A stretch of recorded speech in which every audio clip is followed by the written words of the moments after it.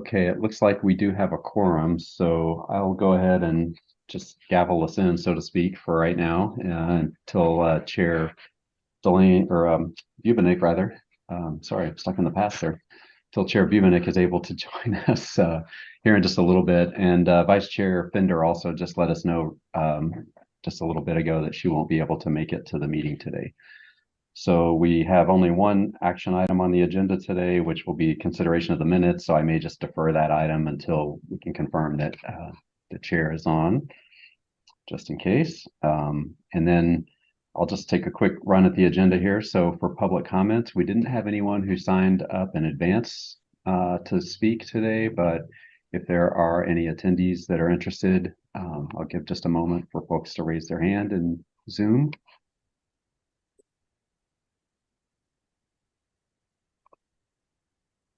And I'm not seeing any hands raised at this point.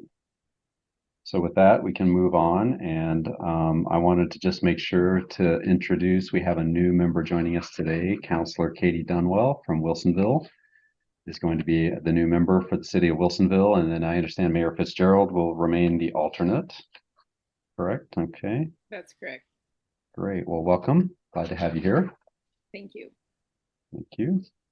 And with that, let's go ahead and just do a quick roll call, knowing that we'll have a few folks that will join late here quickly, but I'll just run through alphabetically. So by jurisdiction, so City of Banks, Mayor Jones. I am here.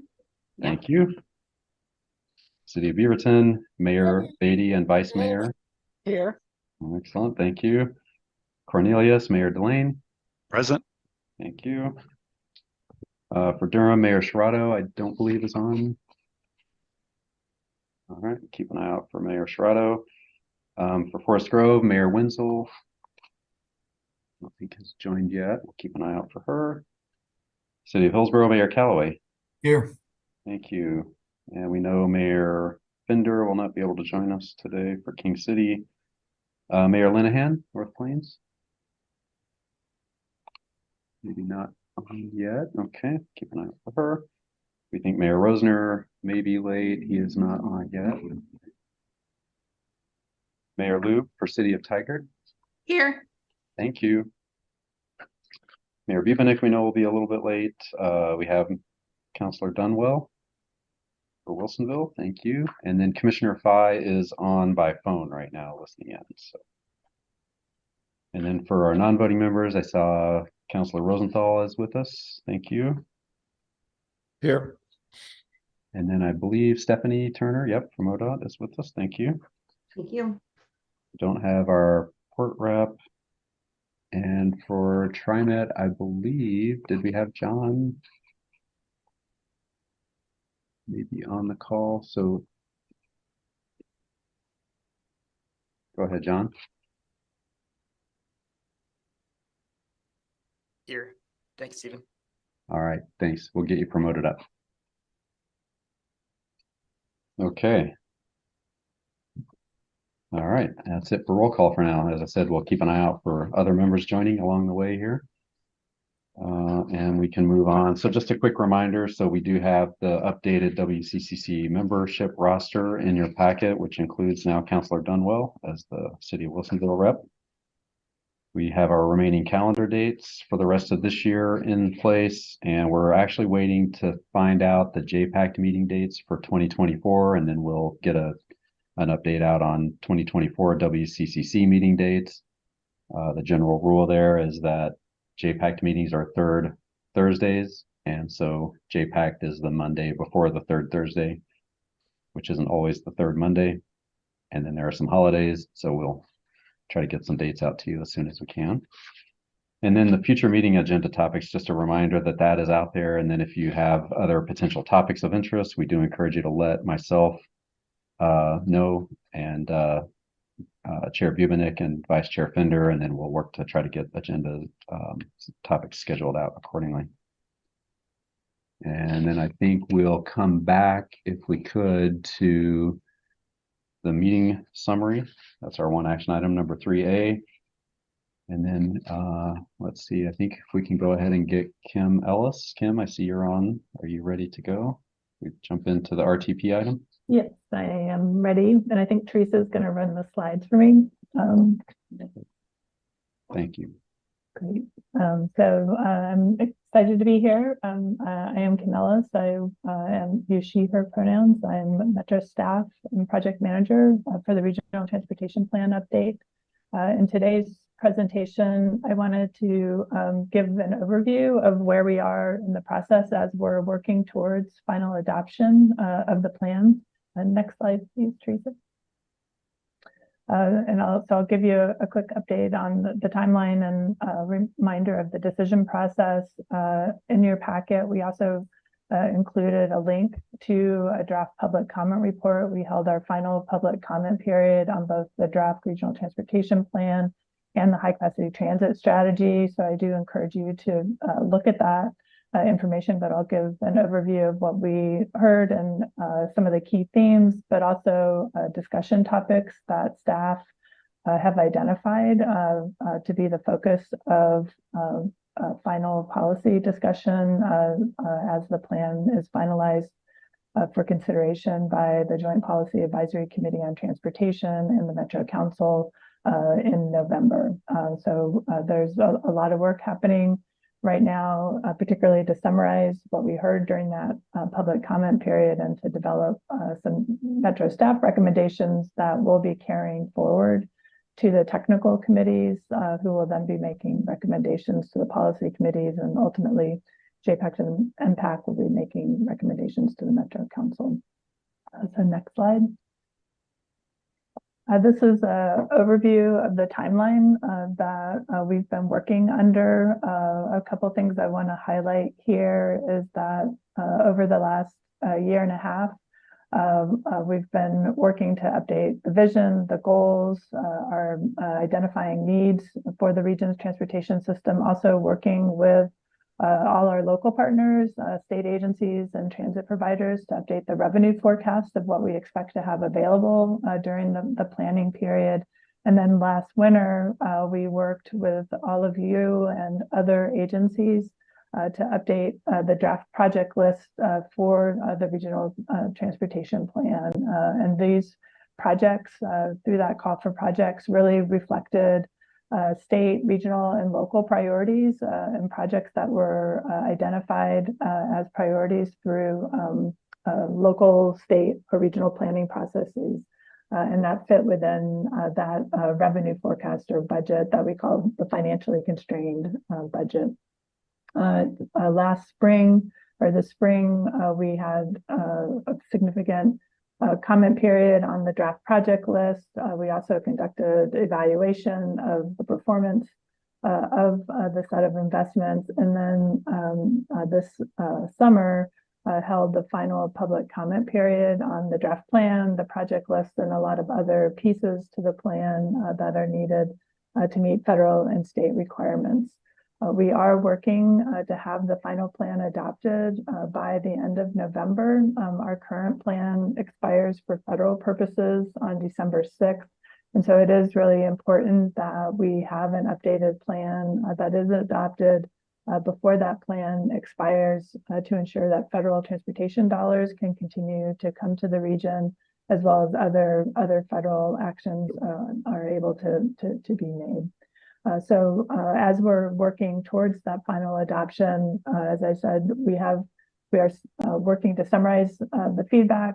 We've identified several policy areas and policy topics for further discussion and focus of JPACT and MPAC in the Metro Council as we work towards finalizing it. And I do want to say that some of the recommendations are going to be identifying future work to do between now and the next RTP update, which that will be due in 5 years. We update the plan every 5 years under the federal timeline. And so there is a lot of recommendations that are being developed and that were a part of the draft plan, mapping out future work to further address some of the things that we were not able to fully address as part of this update. The next slide.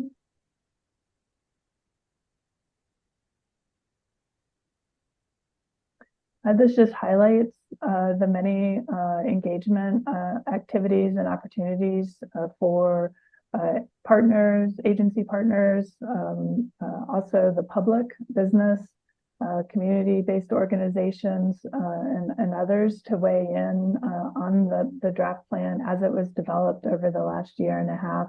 And just the breadth and depth of engagement that we convened all across the region.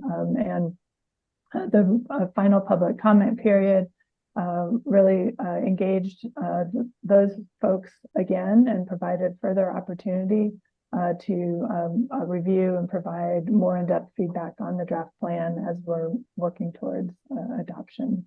Next slide. As we're working towards that adoption, I noted that we are working, Metro staff are working very diligently to summarize all the feedback we got as part of the last public comment period. We have more than 700 individual proposed changes or comments that we've summarized in what we are calling a comment log.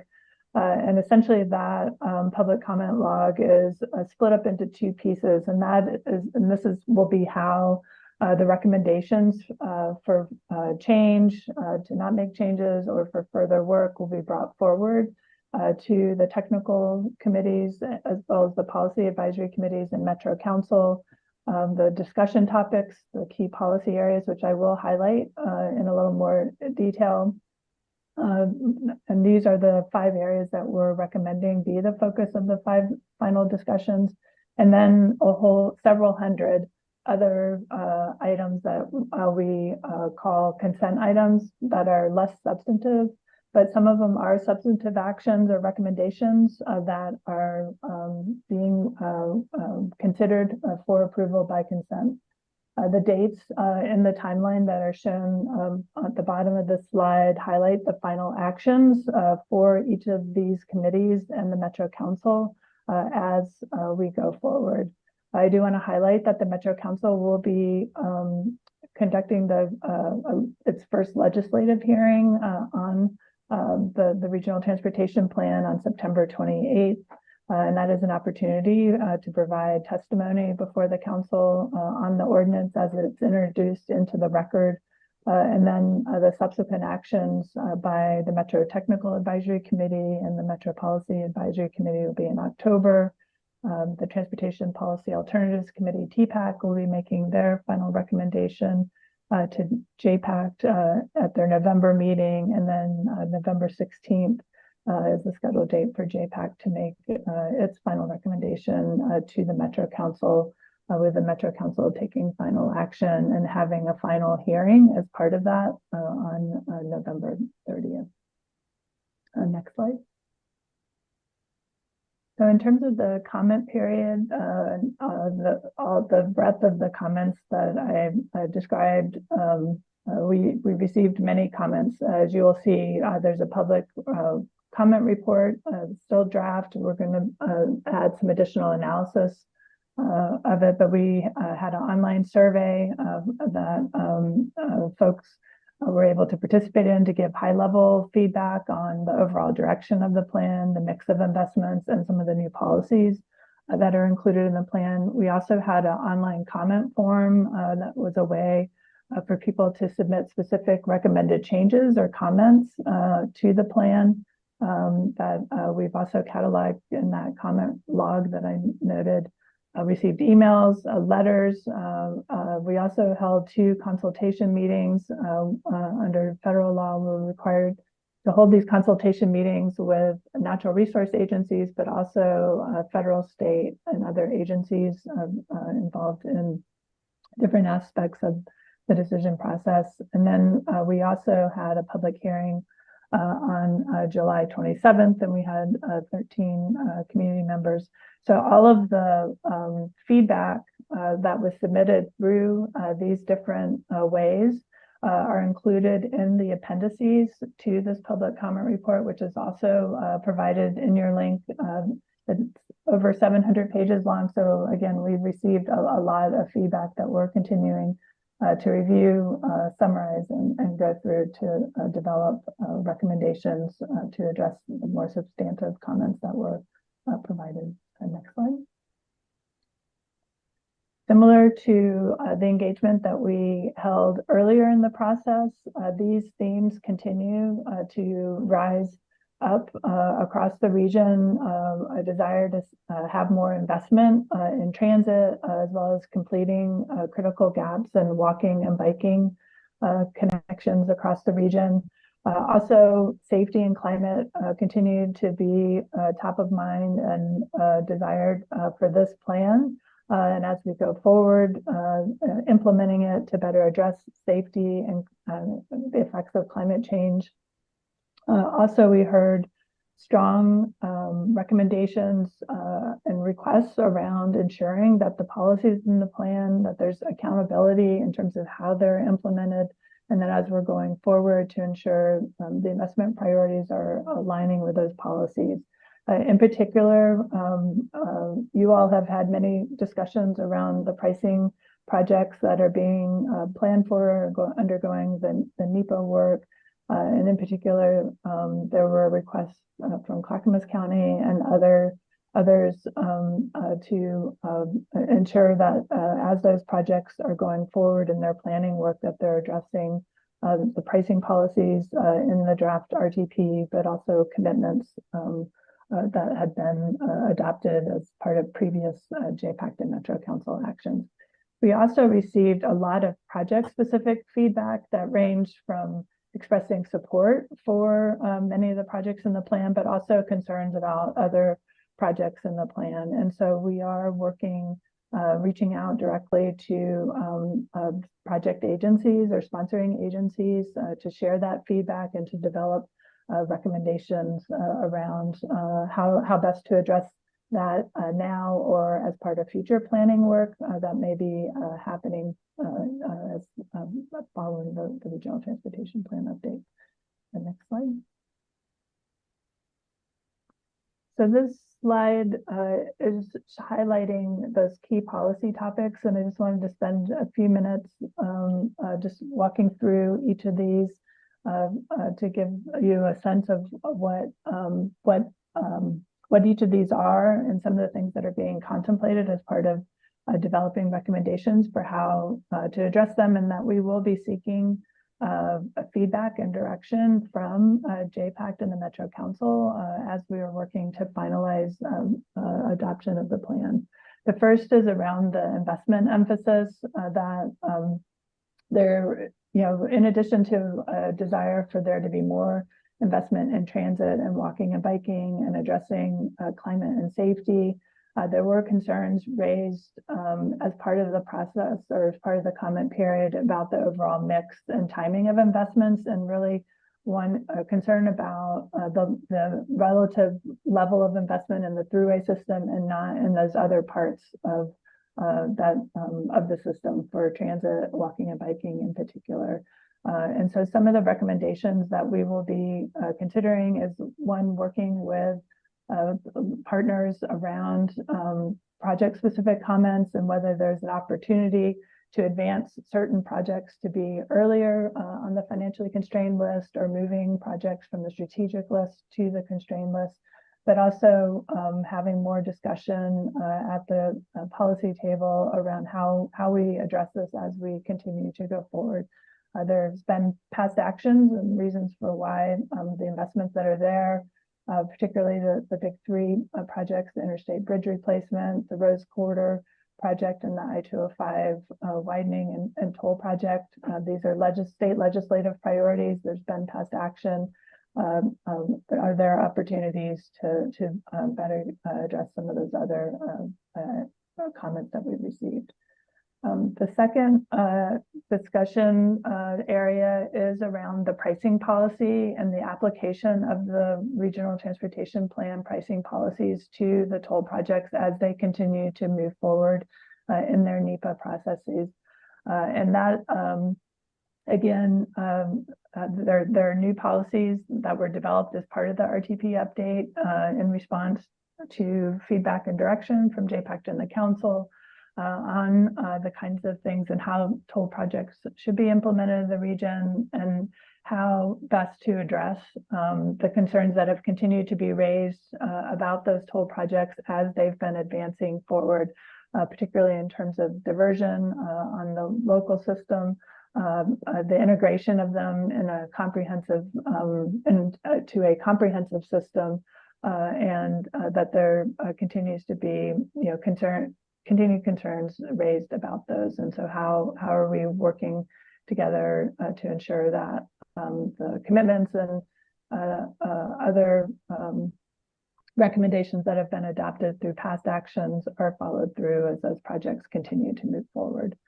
The third topic area is around the need for increased funding for regional transportation investments, and that there's the upcoming legislative session in 2025. There's federal funding opportunities. How are we ensuring that we're taking advantage of those to the best of the region's ability? And then other discussions around how are we funding our transportation system in the long term. One with the gas tax, and knowing that the gas tax, that there will be a transition away from that as the primary source over time. There's a lot of statewide conversations happening around that, but wanting JPACT and the Metro Council to make other recommendations about how are we going to continue to work to fund the many diverse needs across the region. And part of that is how we're prioritizing investments, but also just recognizing there's a need for more funding to make those investments. The fourth area is around climate, the tools in our analysis. There were many concerns raised around some of the assumptions that are built into our analysis to demonstrate whether or not we are meeting state greenhouse gas reduction targets. We followed what we were required to do and what we were required to assume in our analysis under state law. But there are recommendations that were made to better document current trends around electrification, the transition of the vehicle fleet over time. And so we will be making some recommendations about changes for that analysis. And then ultimately be recommending also for the state to also look at some of the assumptions that they have made in the statewide transportation strategy and review of that in the future. And then the last topic is around the updated mobility policy. I did give a presentation of that with Glenn Bolin at your last meeting. And in particular, we continue to hear concerns about the timing of implementation of the draft policy. And I just want to be clear that implementation of the policy through local plans is not upon adoption of the regional transportation plan. We recognize that there's further work to be done that has been identified to complete around the throughway speed travel measure, the vehicle miles traveled per capita measure as well. And so that is mapped out or will be mapped out in Chapter 8 of the plan. And then we'll continue working with ODOT and partners post adoption of the regional transportation plan to complete that work, and then work on updating the regional transportation functional plan, which would be the mechanism for directing how that policy gets implemented in local transportation system plans, as well as comprehensive plan amendments in the future. So a lot of the recommendations around this topic is just providing more clarity and a timeline of the work and when that would be completed and opportunities for being involved in that. So that those are the five sort of key policy topic areas that are going to be, we'll start those discussions with JPACT this week and MPAC next week. And then Metro staff recommendations will be going forward to the two technical advisory committees at their October meeting. And then their discussions and feedback on that will then be brought forward to JPACT and MPAC and the Metro Council for further discussion in October, and then November as the JPACT and the Metro Council finalize their recommendations. Next slide.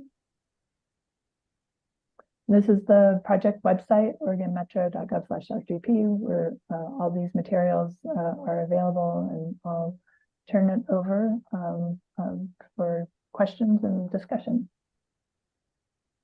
Thank you, Kim. I just wanted to note Chair Bubenik has joined, as well as Mayor Wenzel and Mayor Rosner. So we have them all on board. So Chair, if you'd like to take over. Sure. Thanks, Stephen. Yes, thank you. Questions for Kim? Scanning my screen here. Mayor Callaway. Thank you. Thanks, Kim. Thank you, Chair. So I guess what I've two questions. One is, with the online survey, how much weight is being given to that? Because as I look at, and I think this is the online survey summary. So, we're 48%, so a little bit less than half the population, of Metro is within Multnomah County. 70% of the respondents were from Washington or from Multnomah County, and Washington County, wearing our Washington County hats. 17% of the respondents were from Washington County, yet we have 34% of the population. And so, I worry that if percentages are used, then it really skews the weight unfairly outside of Washington County. And so I guess that's one question. How do you make sure that the input isn't skewed in a way that is not representative of our diversity out here in Washington County? And a second question just has to do with the fact that the RTP, is has, I guess, more rules than CFEC, because CFEC has, a single measurement for VMT, and, what Metro is proposing is two measurements. And I am unclear, if we have a VMT that is home-based, and then we also have one that is employee-based, it sounds to me like it's going to be counted twice. If you are leaving home and going to work as an employee and going back, it sounds like it's going to be double counted, which just seems illogical. And so I guess that's a second question. And if there's time after others, I'll have some more as well. Thank Great. you. Yeah, thank you, Mayor Callaway, for those questions.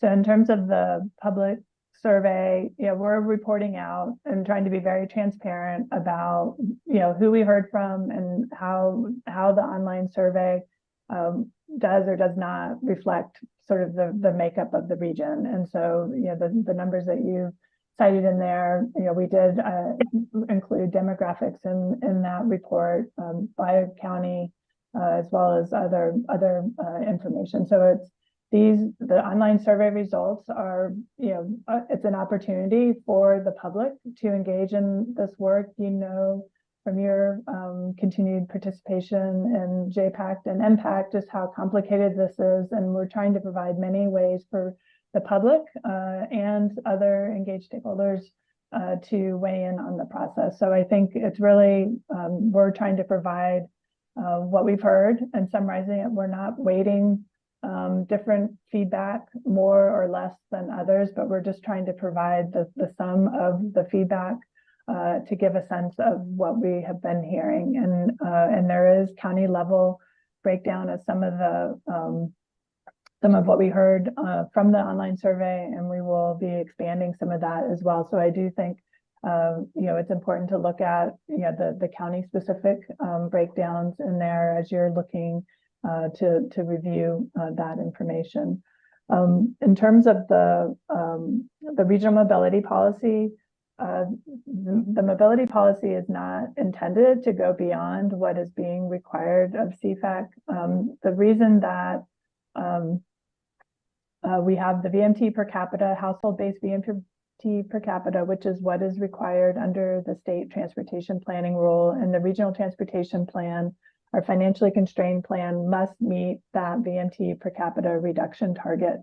We included the VMT per employee as a potential measure to complement that. And I think that is something that we need to do some further work about. It's not to be in addition to, but it could be that it's helping complement the analysis of future comprehensive plan amendments, because there are cases where the type of development that is happening or planned for, that it is important, it could be important to be able to assess that VMT per employee in lieu of the household-based VMT per capita. But that is an area that has been appropriately raised. You know, it was to provide flexibility, frankly, but you know, as folks have looked at it more closely,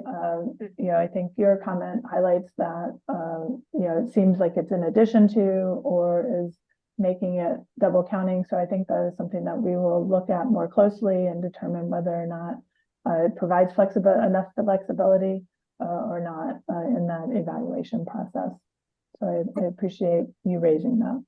Thanks, Kim. And you know, the word flexible can mean very different things depending on, you know, how we're hearing that and interpreting it. And sometimes inflexible or flexible is used against the cities, you know, as opposed to giving cities a tool to work around. And so the word flexible makes me pretty nervous because I don't know under the proposed, you know, mobility policy, if in Hillsborough, you know, South Hillsborough would be approved, Witch Hazel Village South would be approved, or Jackson East would be approved. I don't know if in, you know, some of our other fast-growing, high-growing areas of Washington County, I don't know if those things, you know, would be approved under the proposed mobility policy. And so that's where, you know, that whole word flexible gets to be very disconcerting to me, because we need certainty and predictability, and the word flexible does not provide certainty,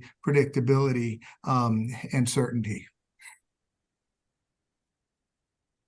All right. Other questions? I've got one.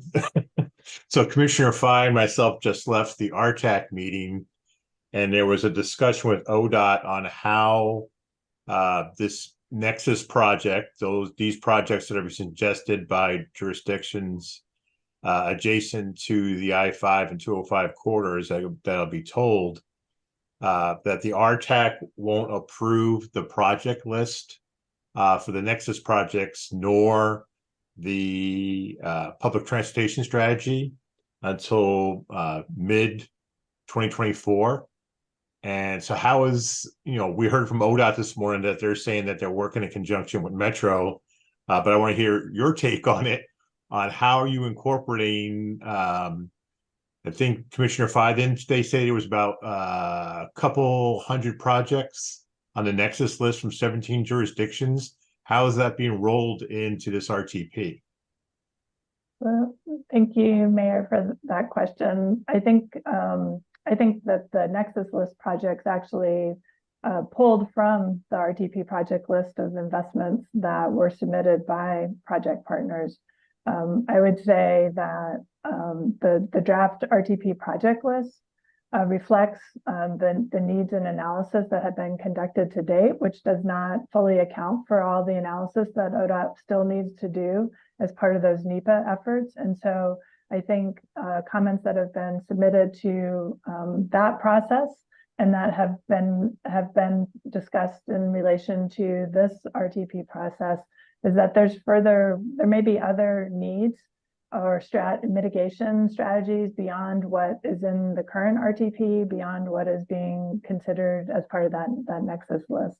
And those NEPA processes really, that's the place for identifying what those potential impacts are, and then what are the projects or policies or programs that need to be implemented to address them. So there is a relationship to them, but it's not a one-to-one. And I would say that we have tried to provide the project information that you all submitted as part of the RTP call for projects to ODOT so that they could use that in their assessment to help minimize the information, because I understand there was a very long application or form that needed to be filled out for each project. So we have made the information that had been submitted by all of you and other partners available to them to use as part of that assessment, but it isn't, it's not a one-to-one, and it's, you know, I'm sure that there will be other things that are not reflected in the RTP project list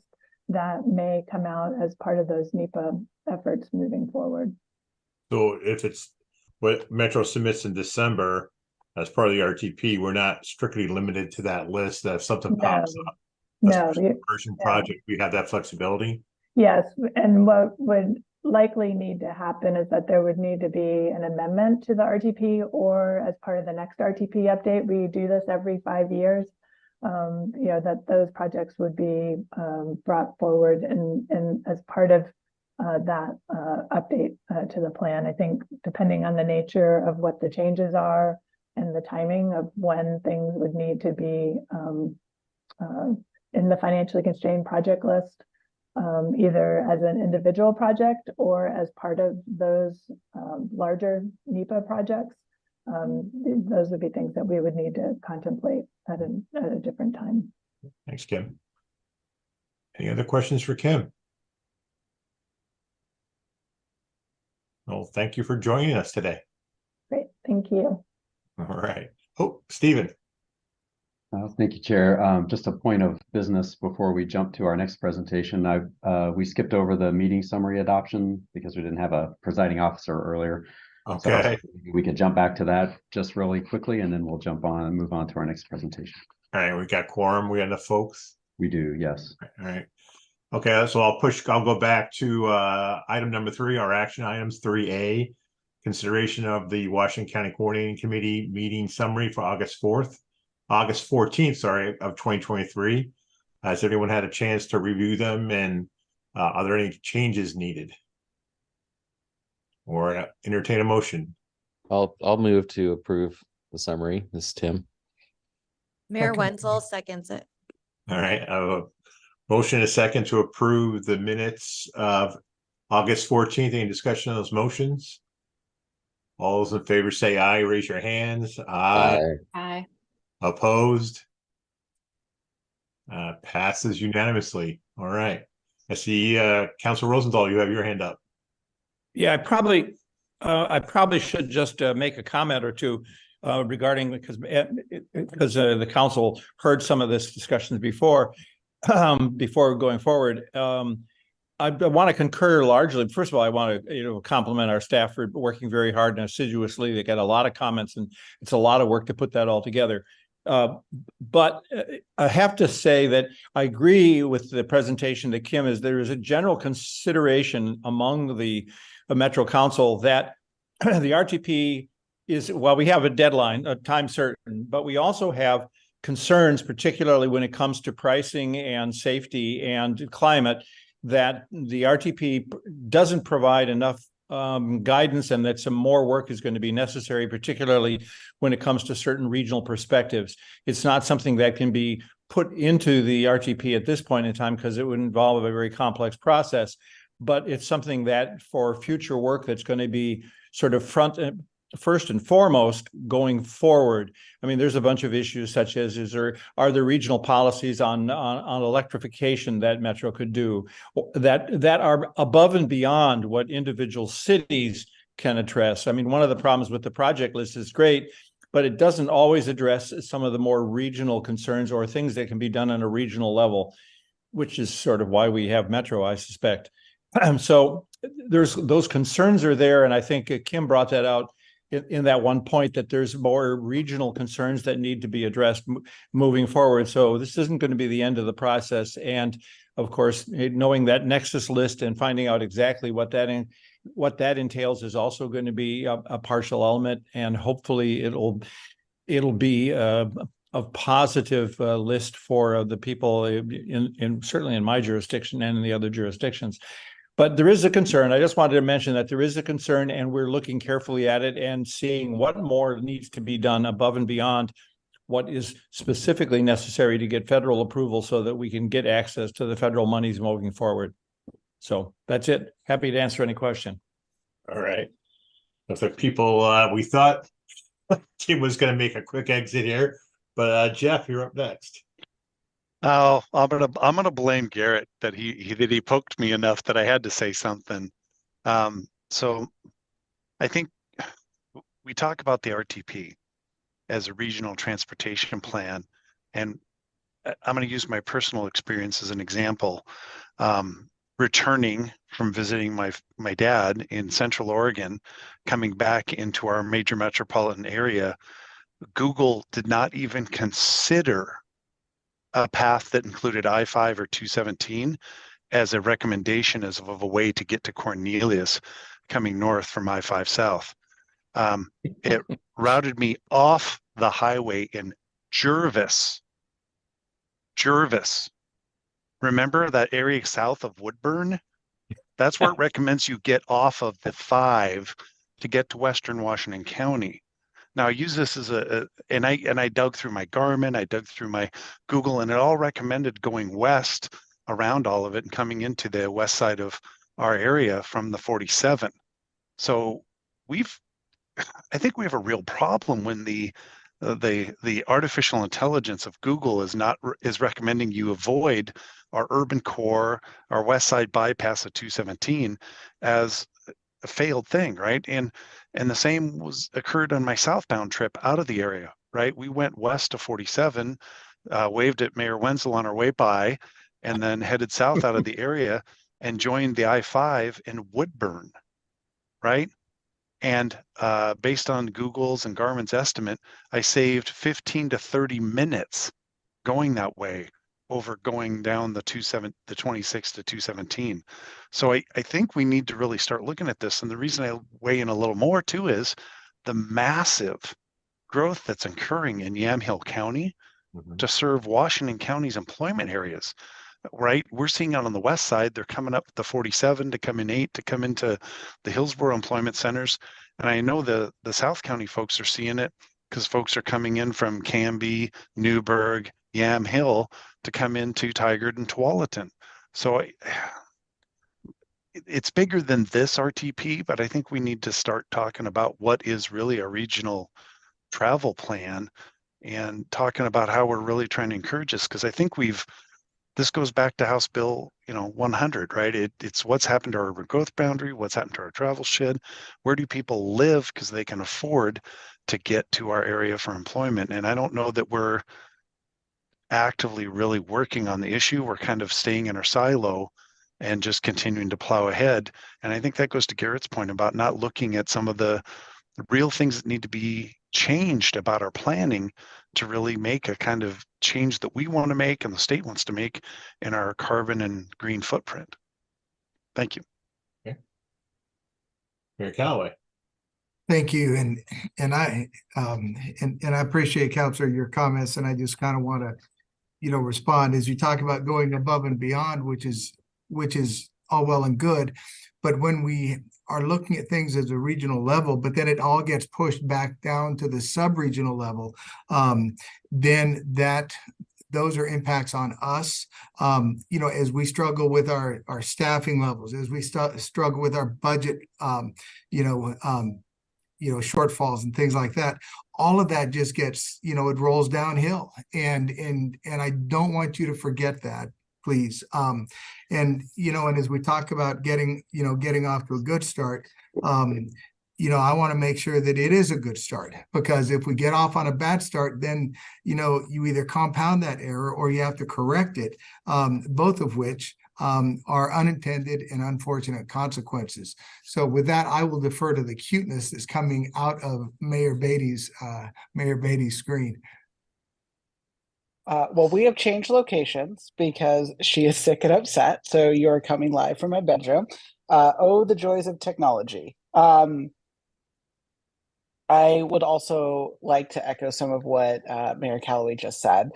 I just had a conversation about housing and what it's going to take to do housing, and transportation is among that. Cities are being slammed with unfunded mandates from every single level. And I am not the local control mayor. I'm not the one beating my chest at LOC doing that, but I will tell you, I've been changing my tune. The city of Beaverton had a $10 million structural shortfall that we had to make up. That represents between 90 and 100 employees. We do not have the people in our building to do the work that other levels of government find to be the most important. And so what I think you guys need to do is listen to some mayors. We want all the same things you do. We want more housing. We want transportation. We want to have walkable neighborhoods. We want to have all those things. But the mandates and the funding need to be connected. So to quote my favorite movie, show me the money and we will help you implement your dream. That line was ad-libbed by me, but show me the money is the most important part. How are you feeling today after your weekend sojourn athletics? I am very sore, and picking up this baby is very challenging. So for those that don't know, my husband and I ran the Spartan trifecta this weekend. And so I did not do as much training because this guy doesn't allow it. So, but I muscled through it. Running obstacle course races is like being a mayor. You have to be quick, you have to think about it, and there's always shit coming at you. All right. Mayor Rosner. Well, that cute little baby's face is a tough act to follow, but I'm gonna try. I just want to echo and amplify the comments that the last three just made. I think they're really important. Garrett, I welcome the opportunity to take another look and think differently about the RTP and how we move forward. I think staff does a wonderful job supporting that effort and getting through it. But at the end of the day, it's basically just a list of sub-regional projects that we qualify to get approval for federal funding. So taking a look at what's the big plan? How do we connect our communities? Jeff talked a lot about it. How do we connect the work centers to where people live? I think is really important if we're going to have a true regional transportation plan that we can execute against going into the future. So thanks. I'll just add one other comment. And I agree with the comments that the mayor's made, particularly about funding.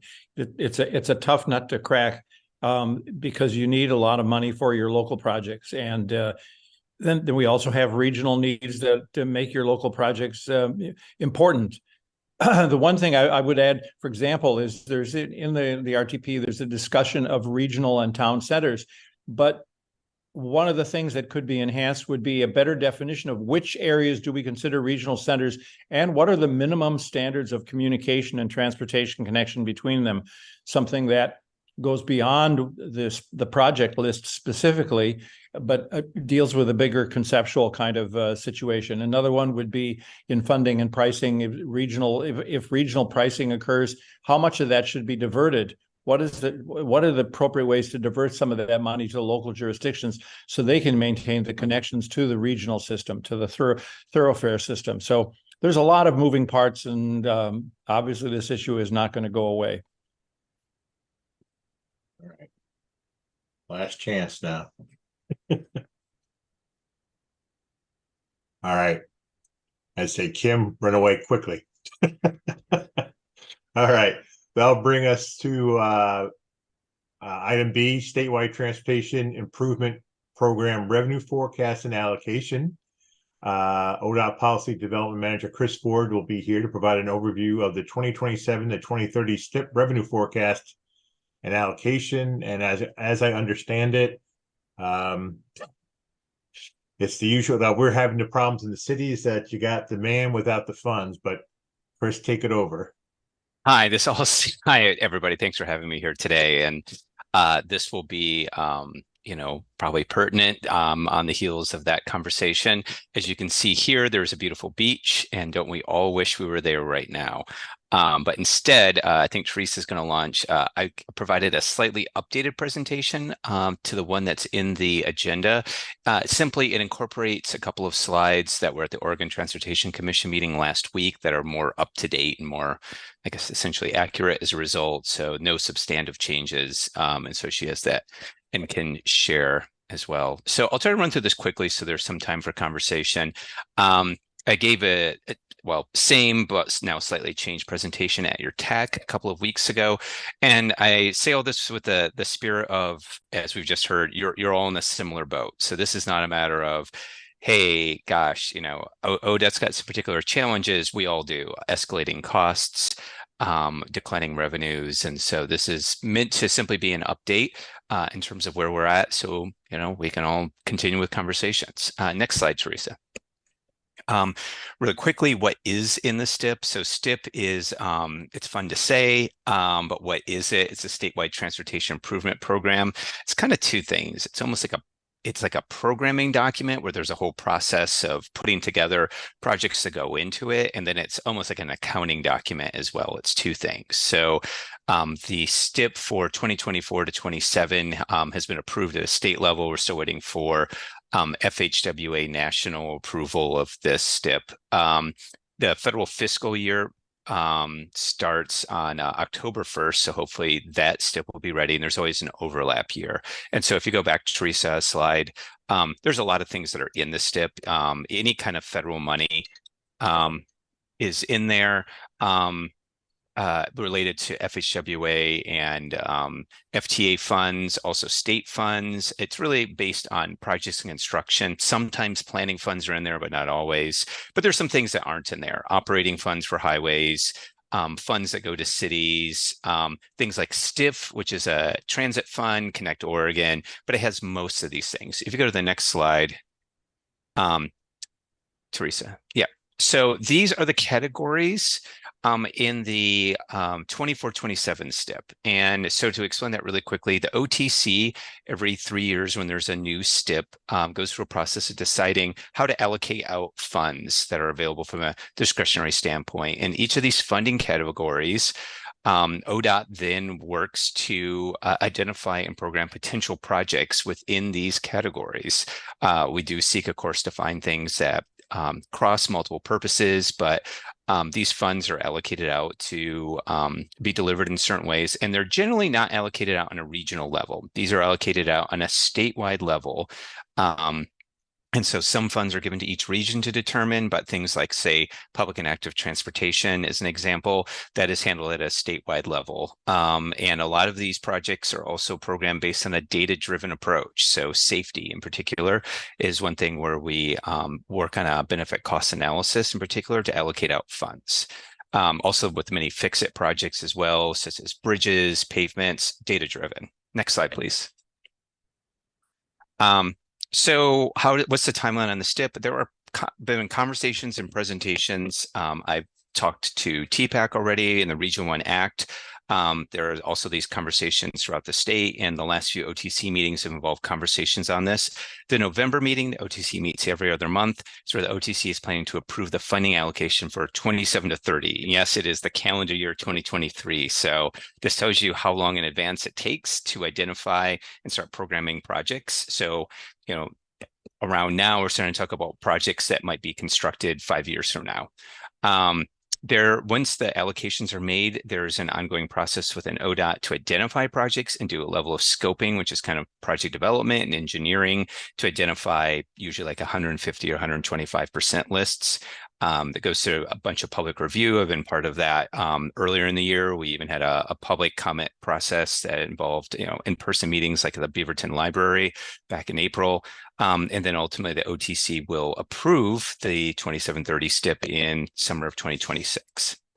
So let's talk about, what's the next slide then? So there's a number of funding challenges, of course, that are happening.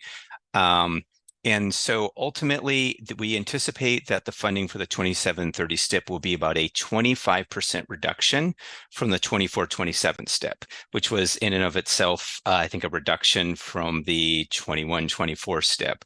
And this will go through a little bit of the reasons for that. If you go to the next slide. I should note that, if it wasn't evident before, the STIP is the primary way that ODOT funds its capital projects. It's formula funds that come in, every state gets them. There are other funds that we go for, like USDOT discretionary grants, but this is a main way that we build a lot of our projects. Purchasing power is going to be limited. You're all experiencing this. Construction costs are going up. This is a conservatively built budget because the IIJA or BIL, that's a Surface Transportation Reauthorization Act, but also included additional funds that expires in 2026. And our anticipation is that funding levels will return to the longer term normal. State Highway Fund revenues are flat. That's better than declining necessarily, but it also, as costs are going up, it means that their nominal value is declining. And as a result, we're having to spend more and more of those funds in operations and maintenance. And then I'll talk about our ADA ramp commitment. If you go to the next few slides quickly. So you're all familiar with this. Construction costs have gone up quite a bit. I think from the end of 2021 through the third quarter of 2022, for 9 months, nationally construction costs increased by 50%. So again, all of you who are project delivery agencies, one way or another, cities, counties, this is affecting you in very real ways. Next slide, please. So this was what I was talking about before. The IIJA provided record amounts of federal funding for 2022 through 2026, but we anticipate, because we don't want to plan for, we don't want to program funds that we don't suspect will be coming. We suspect a return to like a longer term normal beginning in 2027. And so partially the 2730 STIP is budgeted on that premise. Next slide. State gas tax revenues are projected to fall as vehicles become more fuel efficient. There's new policies in place that are going to increase sales of electric vehicles. That is part of why you see this dramatic change between the October 22 and April 23 revenue forecast.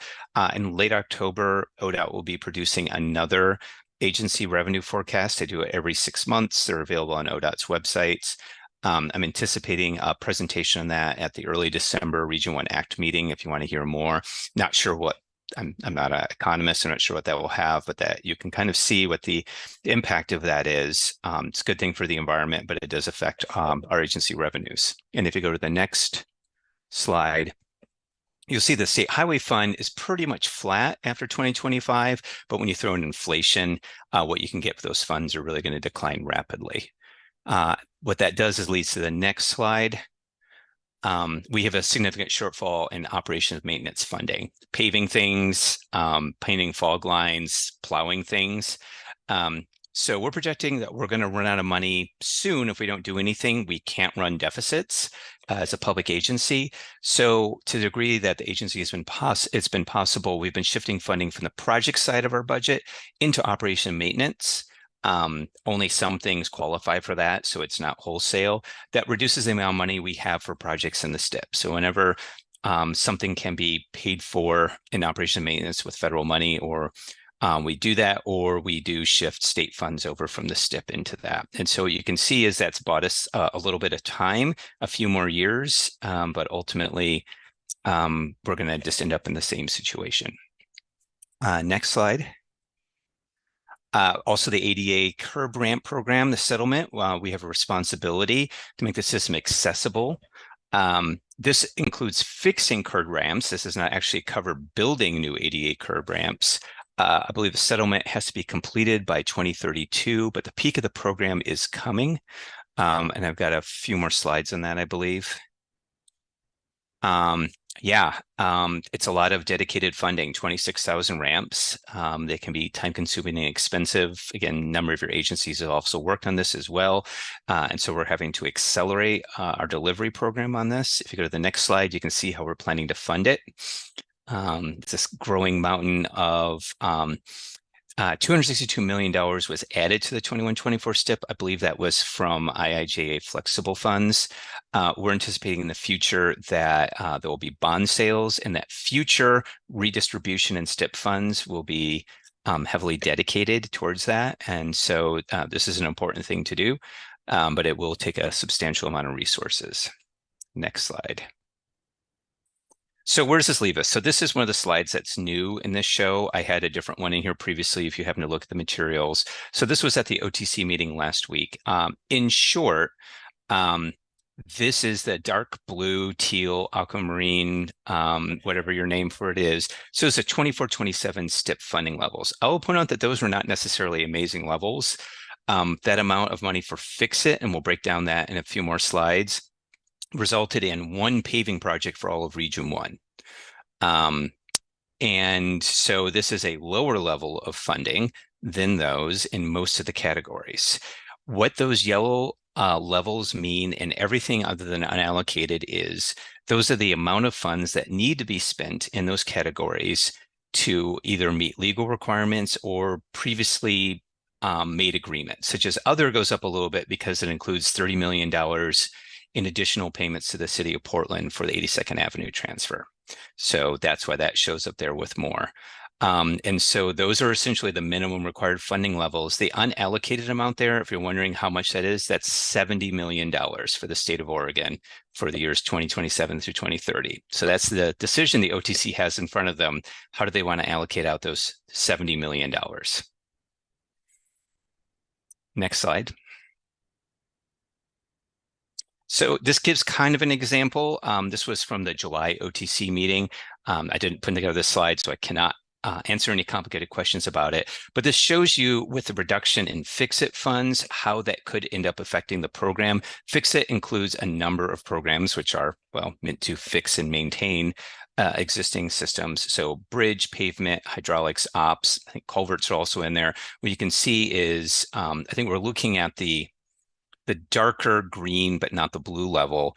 It would reduce the amount of funding in bridge by a quarter, in pavement by 1 to 2/3. Same for hydraulics, 40% in operations. So that's how that would break down in more detail of what that funding allocation would mean. Next slide.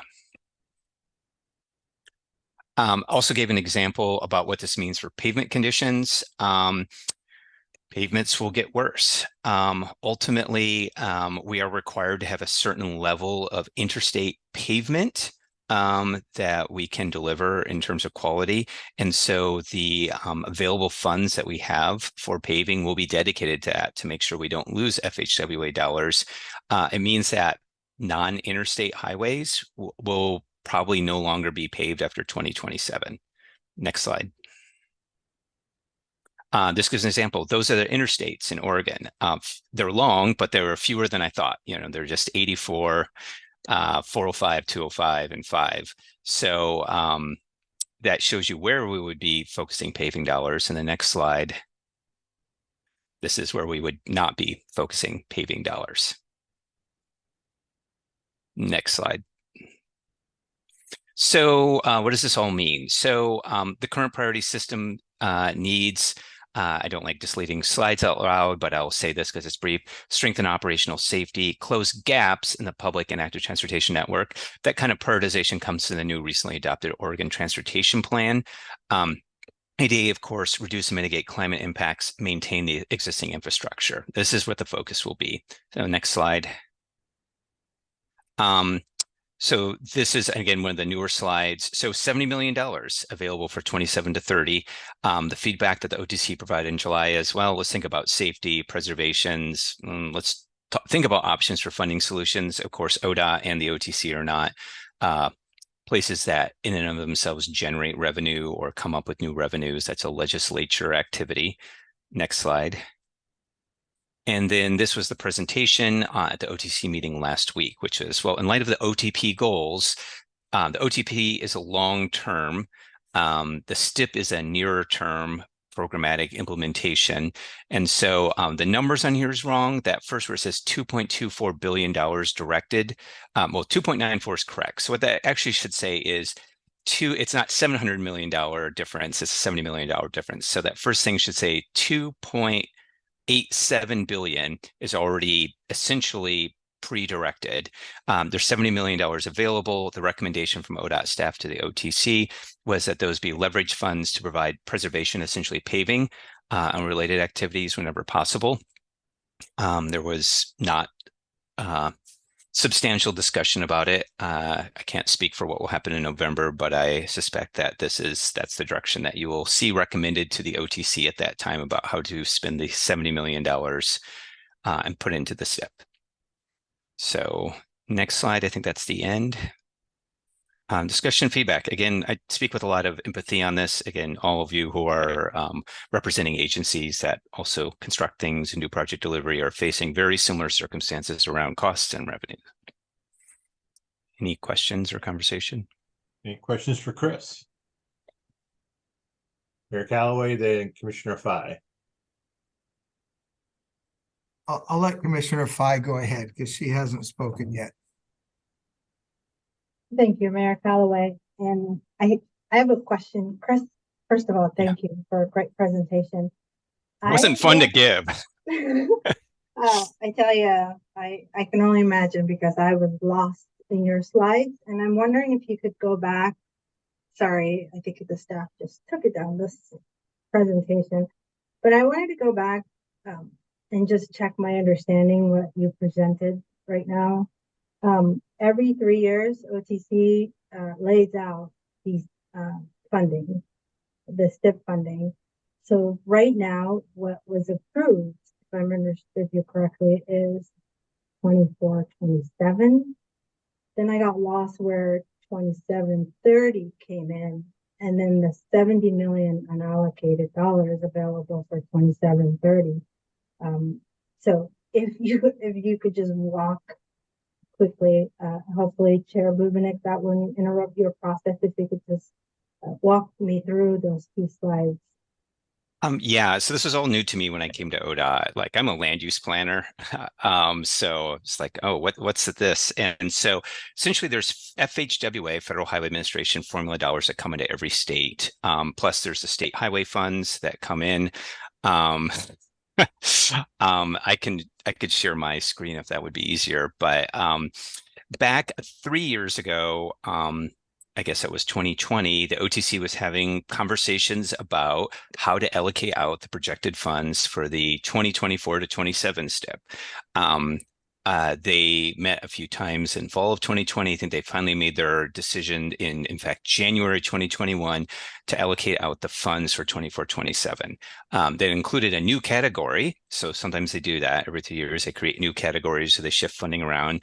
They made some changes, I believe, which included creating a new public and active transportation funding allocation that didn't exist before, and also changing the enhanced program, which tends to build new facilities or enhance existing facilities. Change that to a relatively small statewide discretionary program where there was a competitive internal ODOT process to determine how to allocate those funds out around the state. It was just $60 million. So those conversations happened back then, and ODOT staff worked over the next couple of years to identify and develop projects. They were shared publicly for input. The OTC discussed them a few times. When we had a draft 100% final list through I think roughly February through April into early May, these were all shared. And then just in July, the OTC approved the 24-27 STIP. And we coordinated with Metro on that as well, who also built the very similar, the MTIP, which just covers the metropolitan area. And we make sure that projects show up in both where that's necessary. And so that list is done. We're waiting for federal highway approval.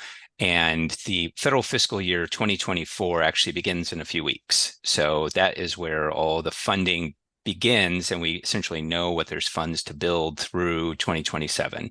This is the conversation about how to allocate out types of funding starting in 2027. It's a conversation that will occur over the next several years, and then that will cover the funds available through 2030. I hope that helps answer your questions. Feel free to follow up. Yeah, thank you. Thanks, Chris. Mayor Rosner, then Mayor Dillon. Thank you. And thanks, Chris, for the presentation. I was just curious on the cost side, and that the metrics that you showed around increasing costs and more than 50% increase since I think the slide was 2003 first quarter.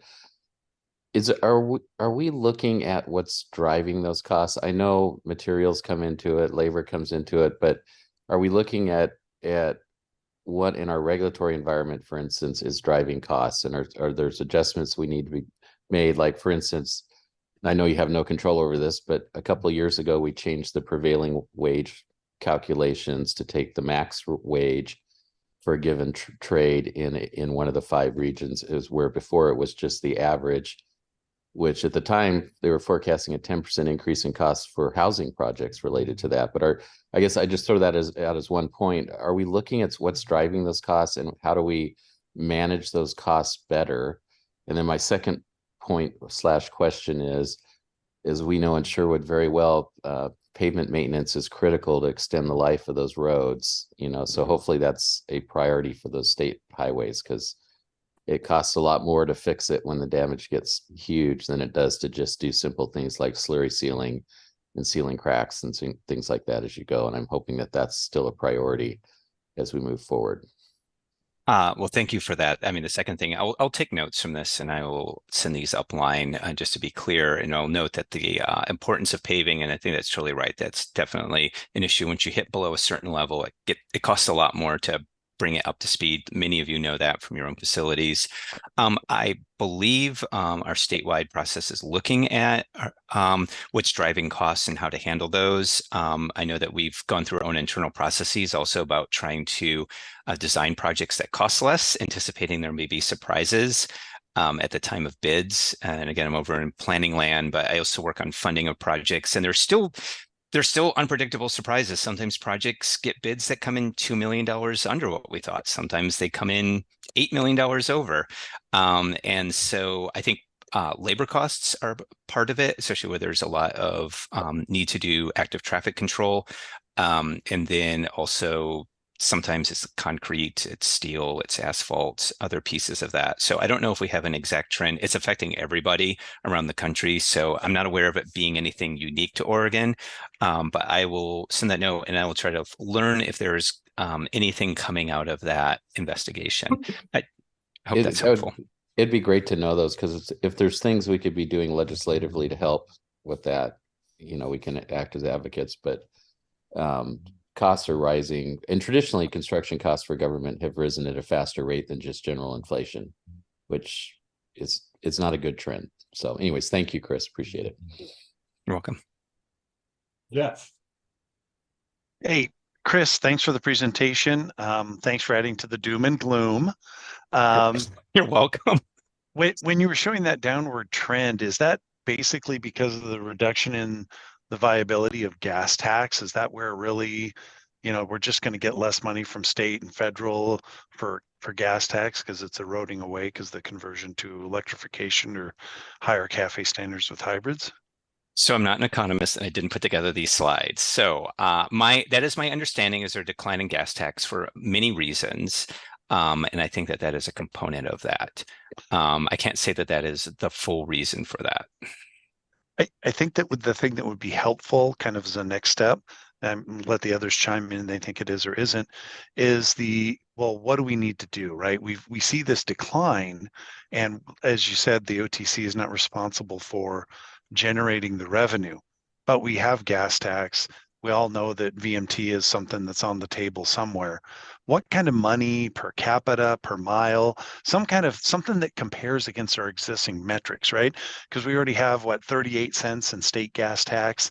If we have to do it all on the back of the state, what kind of number supports the return, right? Would the state have to accept a 10-cent gas tax increase, 15, right? Some kind of next step understanding of what would it take to keep it whole, because I think much to what like Tim brought up is we can't let the roads we have get so bad that now we're into reconstruction instead of just resurfacing.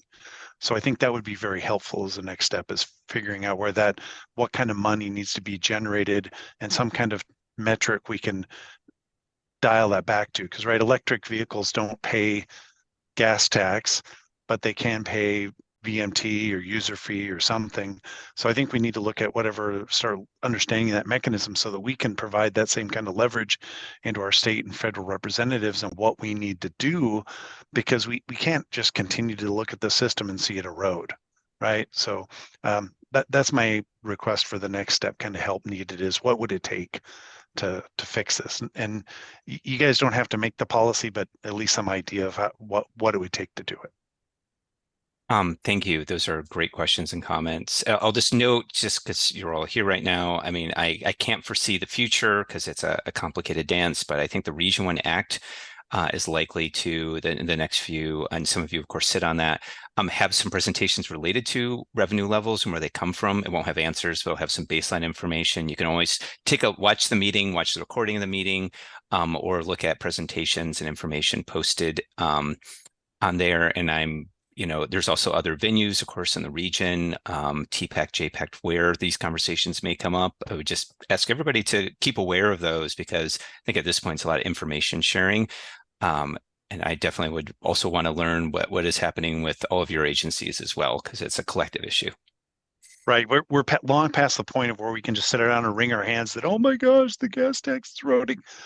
We know that. We've been hearing this for years and years. Any of us that have been involved in this more than a couple of years have heard it for years. Now, what are we going to do about it? What are we going to change to? How are we going to change our funding system? Thanks, Chris. You're welcome. Steve. Thank you. Frightening and fascinating presentation. Thank you, Chris. As I look at the interstate highways, theoretically or technically, I think Highway 97 is interstate because it goes from California into Oregon on up into Washington, and Highway 101 along the coast does the same. So are we only looking at those that are part of the federal, I guess, interstate system, as opposed to interstate highways, if that makes sense? And then the other piece with that is, I think of, Tigard, King City, Sherwood, that all have Highway 99, Highway 8, State Highway, which goes from east to west through, Beaverton and points westward, where, at the same time then that I'm hearing the state is not going to have any money, the next presentation is the county is taking money from MSTIP. And so, like I said, with the Metro presentation, it's all rolling downhill. And in this case, it's just rolling downhill on bumpy, poorly maintained roads. So I guess where does it stop? What are we looking at in terms of, has to end or will end up being cities' responsibilities? Because we're not going to see another infrastructure package for a long time from the federal government. If the state has no money, if the county has no money, then are you all looking at the cities to cover the asphalt, so to speak? Well, I don't have a policy answer on that. I would just say that, these are good questions to which I have no answers, and I certainly wouldn't have any good ones. I think, again, it's a situation where we're all in a similar situation together. I think probably collective, conversations about where we're at and what we need are always helpful. I know state legislators would be an interesting place to engage. Just want to make sure that at this time, all I can do is share the state of where things are at, and I just don't know where they're going to go. So in regards to the first one with, Highway 97, Highway 101 that are, truly interstate highways, would those be ignored and we only are looking at I-5 and I-84? I should be able to know the answer to this, but I don't. And so I should find out. I don't know what FHWA and USDOT requirements are around different types of highways. I can look into that and get an answer back to the county and committee staff.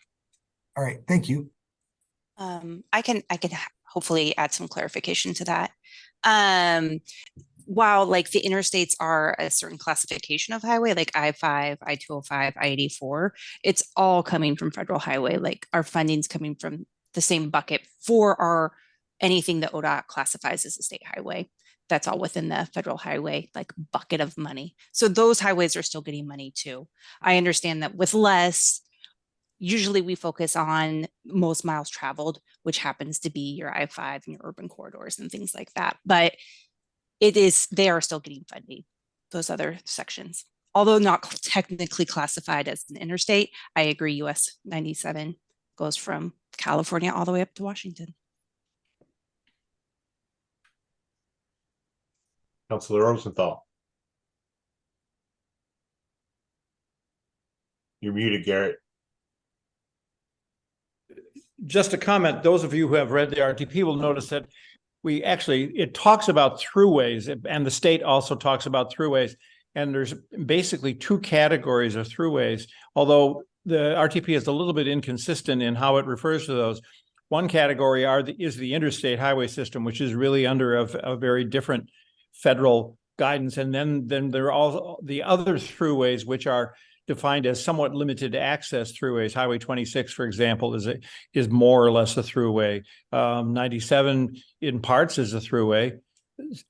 So there's some inconsistency in the nomenclature and the conceptualization. Mayor Callaway is correct. I mean, 97 is an interstate highway. It's just not 4 lanes, and it's limited access only in some areas. So we get caught up in definitional things around the metropolitan area.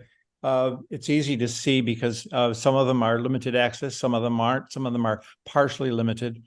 It's not entirely clear.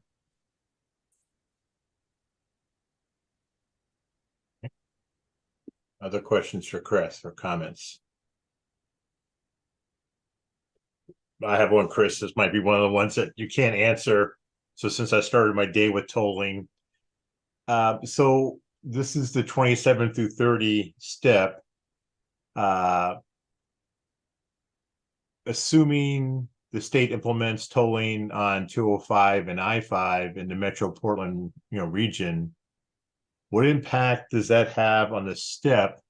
Because there was quite a discussion this morning about, is our MPP out there to solve congestion, or is it a revenue generator? And ODOT said it's a revenue generator. So you're going to have revenue coming from tolling. Does that money stay in the area? And does that create like a 2-tier system that the Portland metro area has money coming in from tolling, other parts of the state don't? And then how will the money be allocated in the future? Has that been brought up anywhere? It gets asked a lot. I do not work for the urban mobility office. And so I will say is I will see if there are easy, clear answers, and I can try to come back on those. I don't know if there are. I do know that the only thing I can answer in that here, I'm taking notes as I do this. If you keep seeing me look over, you're like, what is he? I'm not looking at the birds out the window. Bunch of cat videos. Yeah. Wouldn't that be great? Maybe they have revenues, but I do know that according to the state legislation that the OTC is the funding is the toll fund allocating authority. So ultimately it would rest with them, but there are some policy direction and other components of that. I don't know how that would all sort out, but I will find out if there is a simple, clear answer that we can provide, but I sense that this is a rich area for conversation, and it's possible that there is not, in fact, a simple, clear answer on that. Probably not. All right. Any other questions for Chris? I don't see any hands up. All right. Well, thank you, Chris, for joining us today. Thank you for having me. All right. That brings us to Stephen for the Washington County Transportation Capital Project Planning Update. More happy news, as was mentioned previously. Welcome, Stephen, to giving us an overview of the MSTIP process. Great. Thank you, Chair Bubenik. And yeah, I appreciate it. This was actually a pretty good segue. I think some of the news that Chris was sharing, as he was saying, we're all seeing this, all transportation agencies right now. So not a surprise that we're kind of facing similar issues. So let's jump in, and a couple of areas that I want to focus on today. Really, we're moving into, as a county, developing a countywide capital improvement plan, and that's a process most cities use and most other jurisdictions use and have used for a long period of time.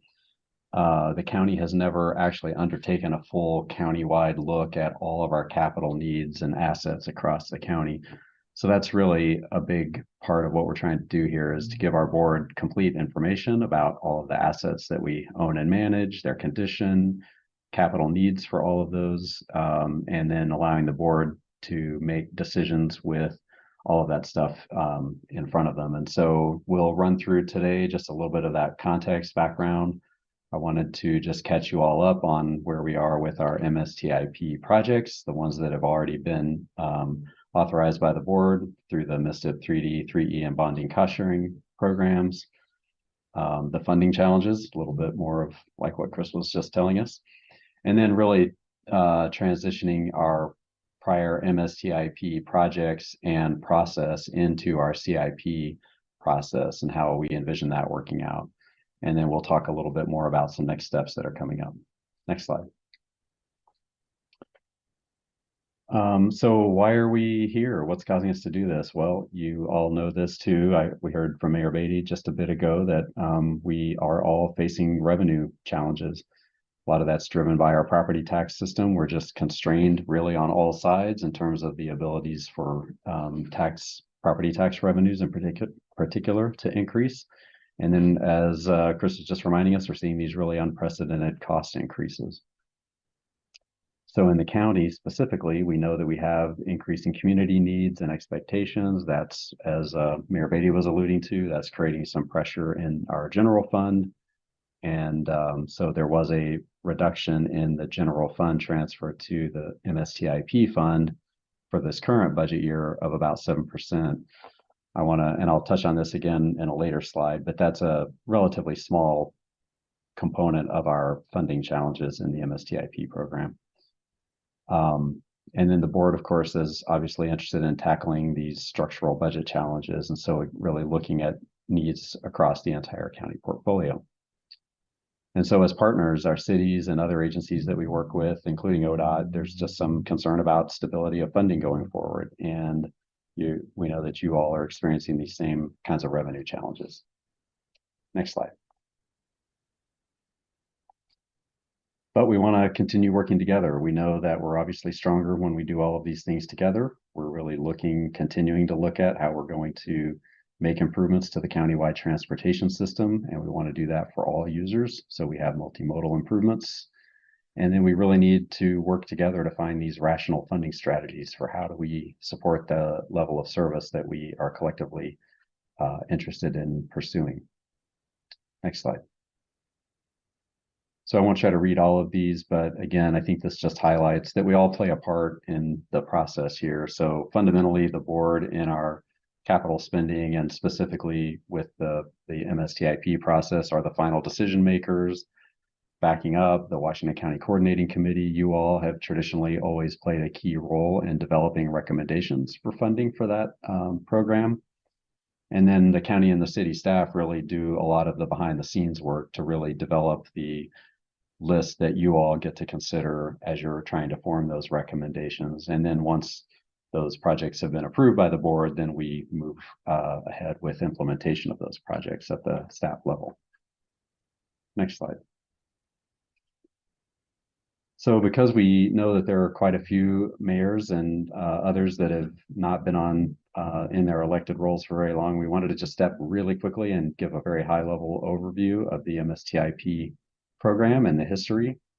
And it started back in the mid 1980s. It was a series initially of 3 voter approved levies, all aimed at really improving what we were thinking of as a countywide transportation system. So mainly arterial and collector roadways, certain collector roadways throughout the county that really help move people across the county. As a result of Measure 50 back in the mid 90s, the levy rate that was in effect in 1996-97, I believe, was cut, reduced a little bit, or significantly actually, and then that reduced amount was rolled into the county's base property tax rate. And so since that time, our board has made a decision to continue to fund transportation improvements using an allocation from the county general fund. And that's been happening again since about 1997. So since 1986, the MSTIP program has helped fund over 150 projects around the county, and they total more than $900 million in investments. And then traditionally, again, the board has approved a list of projects about every 5 years. They varied from time to time. And again, based on recommendations that come through the Washington County Coordinating Committee. Next slide. Thank you. So this is just a quick look at the last two cycles of MSTIP 3D and 3E. And I'll touch on this a little bit in the next slide, but when the board approved also another component of the program I alluded to earlier, the bonding cost sharing program, that essentially almost created two separate parallel tracks, if you will, of different projects with different funding. So the MSTIP 3D and 3E are what we call pay-as-you-go programs. So that's as we receive funding, we extend the funding. We do have a list of projects that were identified to receive those funds that were anticipated over what was about a 10-year cycle between these two different programs. And then in the bonding cost sharing program, as you can tell from the name, we intended to fund those projects by selling bonds to help deliver those projects a little bit more quickly. And then, of course, there is a debt service that has to be paid back on those bonds. And then at the bottom of the slide here, those are just the four basic criteria that have been a part of the MSTIP program really since its inception. They've varied just a little bit over the years. Next slide. So I mentioned the bonding cost sharing program. That was a one-time partnership that our board approved in 2015. And again, after going through a recommendation and development process involving the county coordinating committee, we partnered with the cities of Beaverton, Hillsborough, and Tigard, and we were working to pay for 20 road improvements that serve a number of high growth residential areas that you see down there in the list. And in that program, the county agreed to pay about 2/3 of the estimated costs by issuing bonds, and then the cities and or development are essentially making up the other 1/3 of the project costs as we go. Next slide. So where are we with those projects? The 3D and 3E projects, those pay-as-you-go projects, many of them are in process and a lot of them could be completed by the end of 2025. And of course, I'm going to caveat a lot of these with subject to funding availability. As Chris was alluding to, we just continue to see these higher rates of cost increase than we've ever seen in the past. And so we're just trying to readjust and adapt to that as we go. And then we do have a funding gap, which I'll come back to. We talked about this back in February, actually here, and we'll give you an update on that. And then for the bonding cost sharing projects, we assume that we have about $65 million in remaining costs to complete those projects, and that is about $14 million more than our initial estimates back in 2015. We did do an initial bond sale in 2016, and then we know that we'll have a second long planned bond sale to advance the additional funds needed to complete those projects within the next year or so. Next slide. So I won't go through these, but these are just quick visuals to give you an idea of the status of this is the MSTIP 3D. The gray shows projects that have been completed. And then where you see the color codes, the blue is projects that are in the design development process. Yellow is projects that are in the right-of-way permitting process. And then C is the green is projects that are in construction at this time, or when they'll be in construction, I should say. This is a quick look again at the 3E. You'll see fewer of these projects. This is a newer program, so fewer of these projects are complete, but a number still remain in the design, right-of-way, permitting, and construction phases. Next. And then the bonding cost sharing projects. Again, you'll see that the top group there are completed, and then a number of those projects remain in the other stages of the process. Next slide. So back to the funding gap. So in those pay-as-you-go programs, the 3D and 3E, we're currently estimating about a $90 million gap. We're calling it a gap in the funding. And that's a difference between the initial cost estimates back in about 2012 and 2016, what we thought it would cost to deliver those projects versus the anticipated cost to complete those remaining projects. When I spoke with you back in February, we were estimating that was about $70 million. We bid a couple of other relatively larger projects, and based on the amounts of increase in the bids that we received, we went back and reviewed all of our remaining project cost estimates and brought those estimates up. So we're now estimating about $90 million. And I wanted to reiterate that point here, that the reduction in the one-time budget transfer this year into from the general fund into the MSTIP fund was about $3.5 million. So something like the little white gap between the solid orange and the striped orange color on the bar chart there. So obviously the cost escalation is the much bigger driver of the challenges that we're dealing with here. Next slide. Don't need to cover this very much. We know we just have these really, really high cost increases. We've made some choices with project scope and design that can drive up those costs. We've had some other unforeseen project costs with legal challenges and TSP amendments and other things along the way that have added to costs. And obviously, delaying projects over time from those other delays can obviously just result in a higher overall cost because you're waiting and construction prices just continue to grow. And so we are working through some potential funding scenarios with our board to further this discussion about how to attack that gap. Next slide. So let's see, go back one, I think. There we go, thank you. So we are looking at reducing project scopes where that's a possibility. We are looking at some projects that have not started yet. We want to have some discussions with partner agencies and see if those are still priorities. If they are, we'll throw them in the mix to be considered for prioritization. And if not, then we may just want to pull a couple of those off the list for now. The county is looking at opportunities to use county transportation development tax or TDT funds to help fill the gap on several of the projects that the county sponsored. We're having discussions with a number of our city partners, the staff level folks, talking about opportunities to bring some additional funds, and we've had some success doing that, and appreciate everyone's willingness to have those conversations. We're applying for grants for several of the projects that are on some of those project lists, looking to see if we can bring external funding to help make those projects happen. And then we're also developing some, as I mentioned, potential scenarios for board consideration. Next slide. And on top of all that, we're also in this transition, as I mentioned earlier, moving from our traditional way of allocating MSTIP funds for those countywide roadway network improvements into this more holistic countywide CIP. So at the county, we honestly haven't even had a holistic look at all of our different transportation funding sources. We've traditionally allocated funding based on the funding source and the criteria for that funding source. So we've had an MSTIP project list, and we've had an urban road maintenance district project list and other lists. And so we really are stepping back to try to evaluate more holistically what really are our priorities and community priorities, and then how can we fund those from various funding sources that they may be eligible for. That entails figuring out how we fund and finance those improvements. And then again, just giving the board the opportunity to really look at both transportation and other capital needs more holistically as they make decisions.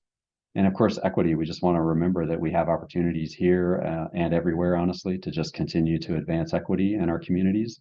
So we're thinking about both things like transportation improvements that improve access to transit, jobs, and other services, but also we'll be looking at the county about our equitable contracting and procurement practices as we move forward too.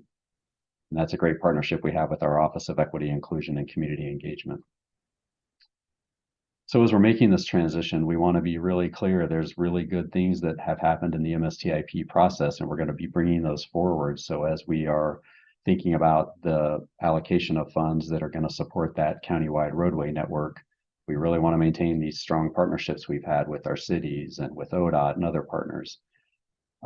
We want to continue that focus on the major streets that really serve that kind of more regional or countywide need. We want to continue doing really robust engagement on those priorities. And then we want to stick to that idea of having a 5-year project selection cycle. And that really helps us in terms of both the effort that's involved in going through a project selection process. It's a big lift. It involves a lot of your time, a lot of staff time, a lot of community member time. So we want to use that to full advantage, try to get ourselves a prioritized list for 5 years. And then each year as the CIP process moves forward, we have the opportunity to address unforeseen circumstances, changes that have happened, cost increases, other things. We'll provide an annual adjustment cycle. As we're also moving forward, we have some opportunities here, and we'll be talking with some of you further about things like, as we move this program forward, should we incorporate more expectation around city share requirements for city priority projects? And that could be modeled something similar to the bonding cost sharing program, where we have agreed as the county and the cities to share costs. For projects that the county sponsored in the bonding cost sharing program, we came up with other county revenue sources outside of MSTIP to make sure that we were also paying a local share, if you will, for those improvement projects. So that we were on a somewhat equal footing with our city partners. And again, just the opportunity for advancing equity as we make this transition too. Next slide. So this is sort of a conceptual graphic to just try to help illustrate some of the things that I've been trying to talk with you about and just make sure that we're being clear.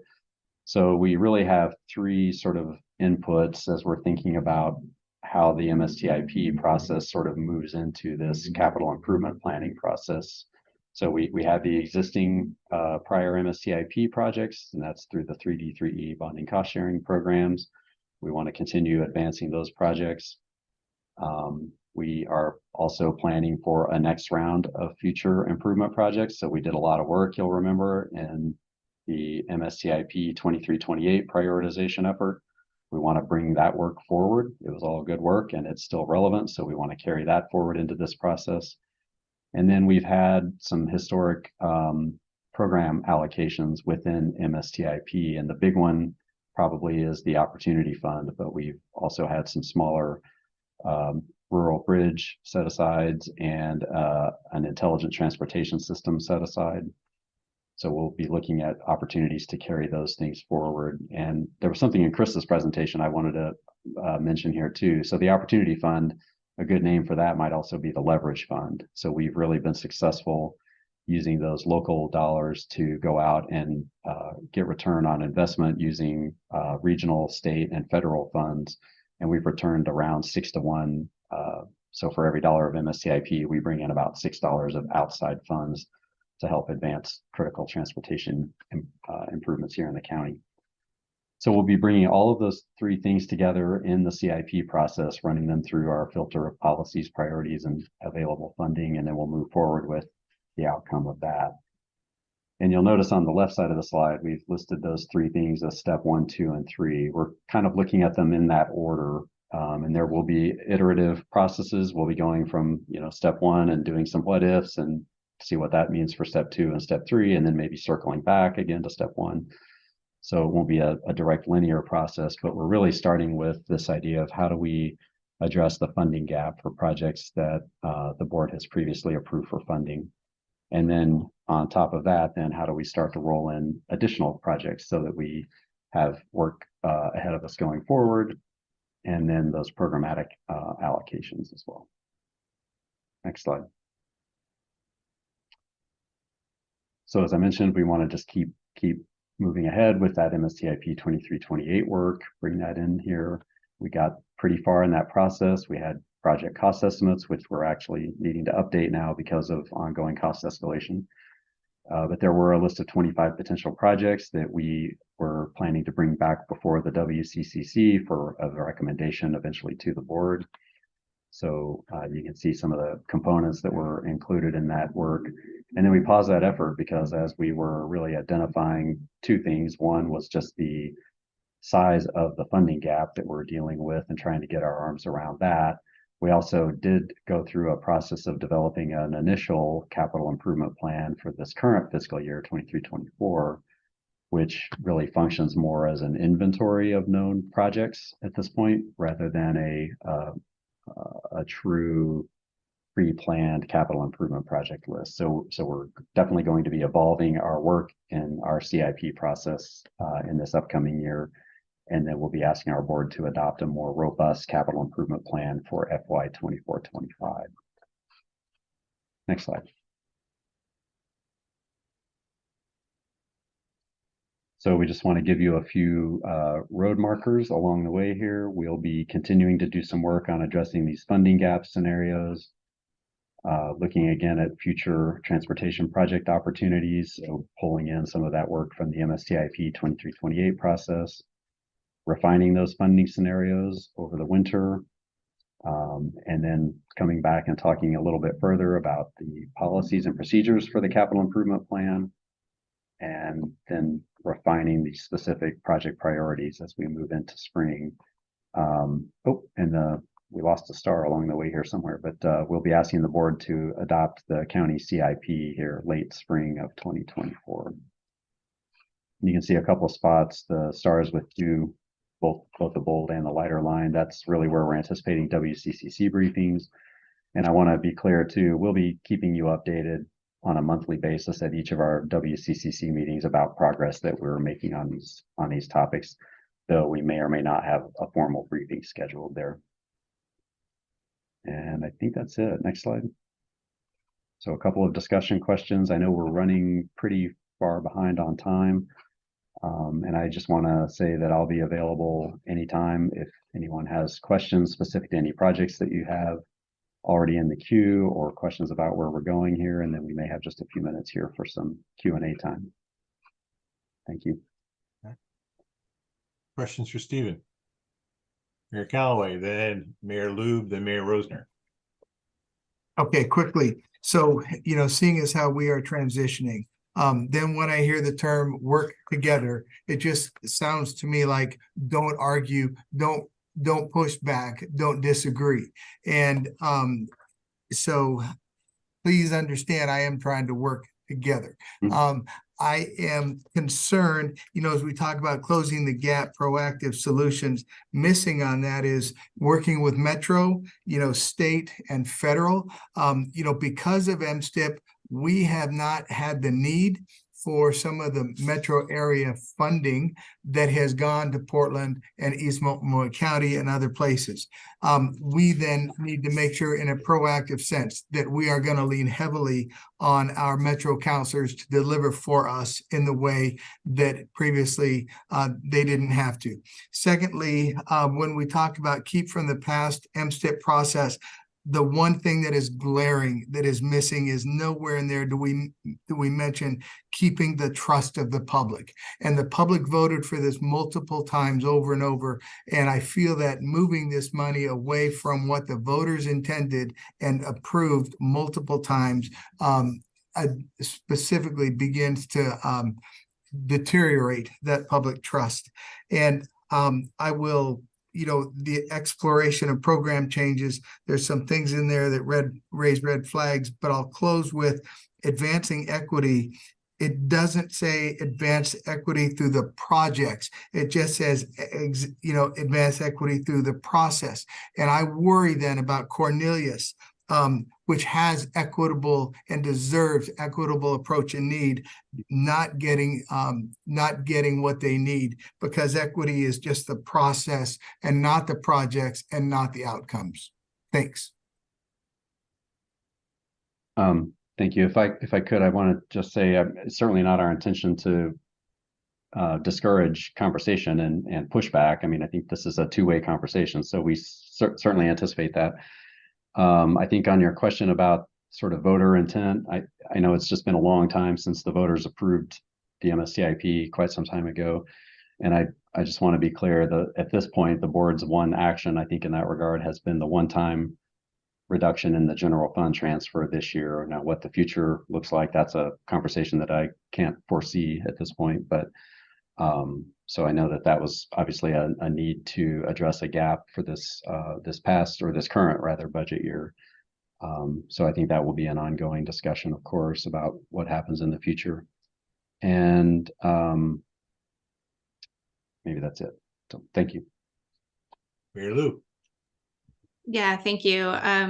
Today's been an interesting conversation on transportation and the lack of transportation funding, and it just continues And I forget which mayor said it, but as it continues to run downhill, right, it ends up in our cities because we're the first stop of where people have issues. I can't tell you how many times, how loudly we say Hall's not ours, and yet that is the #1 complaint that I receive from my community. And so it's so critical hearing this environment that we're in with all of these funding challenges that Washington County, it's so funding this MSTIP funding. It's so critical for our roads to fund and to have this available for our projects. So we really want to be committed to being in partnership with developing these CIP projects and working with the criteria and working on that, especially from the equitable side. And I think safety is an incredibly important aspect of that. And plugging projects that we have that fit that criteria that weren't quite on the project list, but are coming up. And so working in partnership with that, but really, again, emphasizing, Mayor Beatty talks about her $10 million shortfall. There just isn't the extra funding out there for our roads. And so this is really a critical place for us to be able to continue to support transportation funding. So just wanted to add that. Thank you. I appreciate that. And I wanted to go back to Mayor Callaway, one of the comments too around equity, and I may not have said it clearly, but we are definitely thinking about equity both in terms of project selection, what the projects do for our communities, and then also sort of on the procurement side as well. So trying to take a holistic look at that. So thank you. Mayor Rosner, then Mayor Beatty. Thanks. And Stephen, thanks for the presentation again. I know these are tough conversations as we work through these changes. So just a couple comments, and I'll go back to what I said about the RTP is we really need that a true regional transportation plan that helps us understand how to prioritize our investments as we're moving people around our county between their jobs and their homes. I think again, without that, it's just a list of projects that we're prioritizing, and we don't have that backdrop to prioritize against. And that's a passion area for me because, I watch all these people coming out of Yamhill County through our community, cutting through all of our streets, trying to get to the work centers. And I'm sure Mayor Bubanek has the same issue in Tualatin. We face it all across the edge communities. So I think if we're going to be commingling all these transportation funds, whether it came from MSTIP or the rural program you talked about, and then running that up against a CIP for prioritization, we have to it has to be against the backdrop of a larger regional plan for what we need our transportation networks to look like. I have a lot of questions about how WCCC is going to work inside that project and how those recommendations are made. I don't think we ever voted to approve the last round of projects that we'd refined down to those 27 projects. Is that going to happen? I still don't understand quite what that process is going to look like. And it feels like the role of WCC is being diluted quite a bit. And we just need to understand that better and work together. Mm-hmm. Thank you, Mayor. That's a great questions. It's definitely not our intent at all to diminish the role of the WCCC in the process. That's why I say, I think I want to be really clear. We still envision having the WCCC play a key role in helping form recommendations that go to the board for their consideration on those major streets that we currently define as I think it's the system of countywide interest, right? That network of sort of countywide importance. And so we envision that process continuing. I don't know exactly what that's going to look like. We're in that process now of sort of figuring out how we mesh our processes together. But it's certainly the statement of intent. I want to be really clear is that we continue to have a lot of engagement here at WCCC with city staff in forming those recommendations. Mayor Beatty. I was coming to say something similar to Mayor Rosner there around when I watched the presentation, I thought to myself, where does WCCC fit into this? And it does feel like our voice as the mayors, predominantly mayors in this call, is being diluted. So you don't need to repeat again that you're not trying to do it, but I'm telling you the way that it's presented, it sure feels that way. So I hope next time when it comes back that we see ourselves in the process. What I fear is that we are diverting a lot of this group's decision-making authority to community groups when we go out for outreach. And I just don't think they have as much knowledge in projects as mayors do. And when we ask people what you want and what you're willing to pay for are two different questions. And this is the level of government, us and you guys, that are held accountable for these projects being done or not done. And so it's way different to go to a farmer's market and say, which road do you want in what order? It's very different to have mayors come in and consider all of those things. And we have to consider ourselves against our peer groups in this call. And we're racking and stacking those decisions all the time. Last year we had a group of equity experts tell me that Allen Boulevard didn't meet an equity threshold when it's our most diverse city and our lowest economic census tract with the most 3 crash corridors in the city. Who knows that better than the mayor? Not a group that we bring together to tell us which projects meet which equity. So I think we need to be thoughtful when we say the word equity. What does that mean? How are we engaging elected bodies to do it?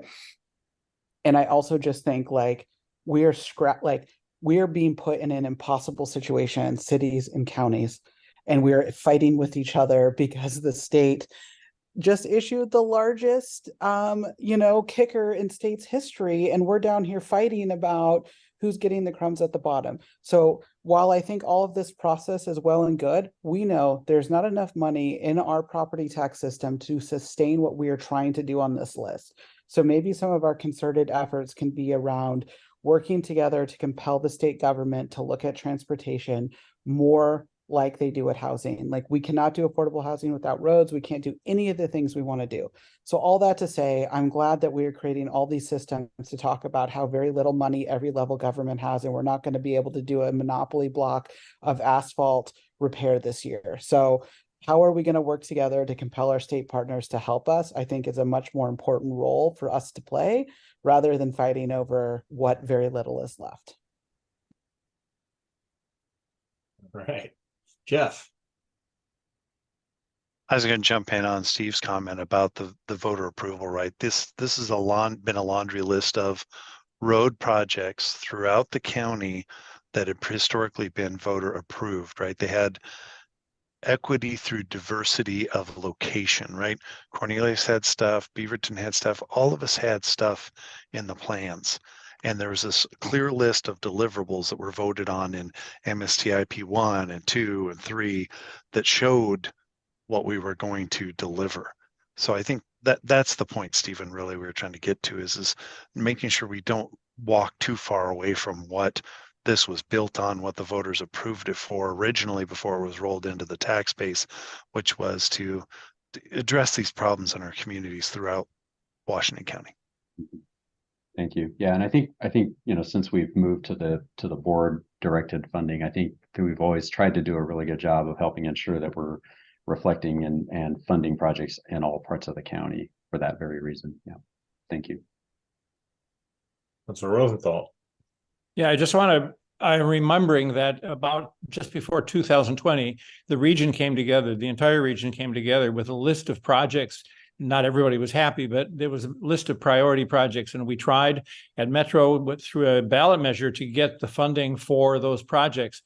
And that failed for various reasons. I won't go into pointing fingers. I was not part of that process, but I'm just wondering, and this is a question for the mayors, do we need to restart a process like that to develop some other process, some other prioritization, and some sort of funding mechanism that's going to provide this money for the cities and for the projects that you find are very important? I don't know the answer to that. I thought it was a very robust process that not everybody was happy with, but it was a consensus and it didn't go forward. So maybe that's an idea that has to be revisited. Mayor Beatty, because we're at 2:00. We got a few items to go, but Yep. I'm just going to say no. We don't need another ballot measure that goes after property taxes. And so I'm not in for that, but I'm in for getting the state money because they are giving historic amount of billions of dollars back. So let's not go back to the same broken plan. We got to think about something new for our future. Okay. And just quick question, and then we'll move on to the next item, Stephen. So clarify for me, I think maybe some other folks weren't clear. The list of 25 projects that we we agreed upon for the next phase of MSTIP, is the commissioners going to whittle that list down, or is this coming back to us to whittle that list of 25 down to maybe 10 or something? Yeah, that's a great question. Yes, we'll be bringing it back in front of the WCCC as a part of this process because the list is still far too long to Right. be funded, right? So there's still a prioritization process to get that down from 25 to, yeah, perhaps it's 10 projects. So some hard choices to make there. And then we'll be then asking the WCCC to forward a recommendation to the board. All right, thank you. Thank you. Yeah. So it brings us to the JPACT agenda. That's Mayor Callaway and Commissioner Fye. I'll defer to Commissioner Fye. Mayor Callaway, you always do this. Come on. You I always have not- cover the JPAC. I have not seen the JPACT agenda yet, and so in recognition of the fact that we're going long, I'm just going to pass on it, but I can email it to y'all. All right. Mayor Rosner, MPAC. Thank you. I really don't have anything today. We didn't have a meeting in August, so the next meeting is coming up toward the end of this month. So I'll have an update for all of you after that meeting. I'll keep it short today. All right. RTAC update. Commissioner Fye, do you want to do it or me? Our wonderful meeting this morning. You could do it, but I will say that Mayor Callaway, I didn't realize you didn't see the agenda, but the agenda is out. This Thursday is JPAC's meeting, and there's not a lot of meaty topics, I would say. A lot of information sharing and discussion. So we'll bring back next time. On RTAC this morning, ODOT circled back with some of the suggestions that the RTAC committee had. One was evaluating the idea of an express lane, that we don't toll all lanes all times, that one lane gets tolled and one or two of the others do not. Long story short, they had a specialist come in, gave a presentation that's basically that doesn't work here. So that's off the table. Then RMPP suggestions on how to toll the corridors, and the change that ODOT's looking at is instead of having tolling and gantries at all entries, exits, and stuff like that, is to have the idea of zones. That in congested zones, if you drive through that zone, you would pay a toll.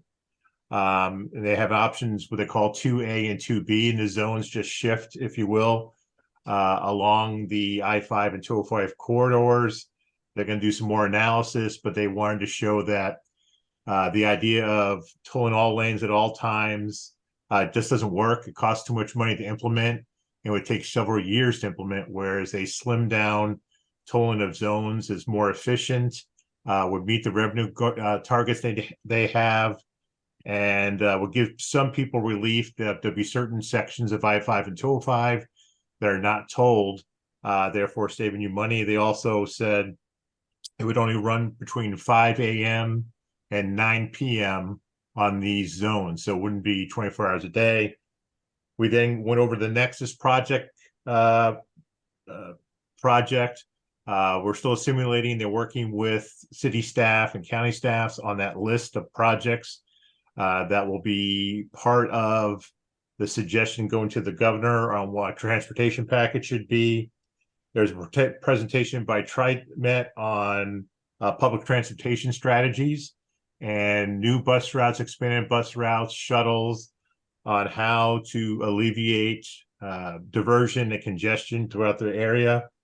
And then finally, the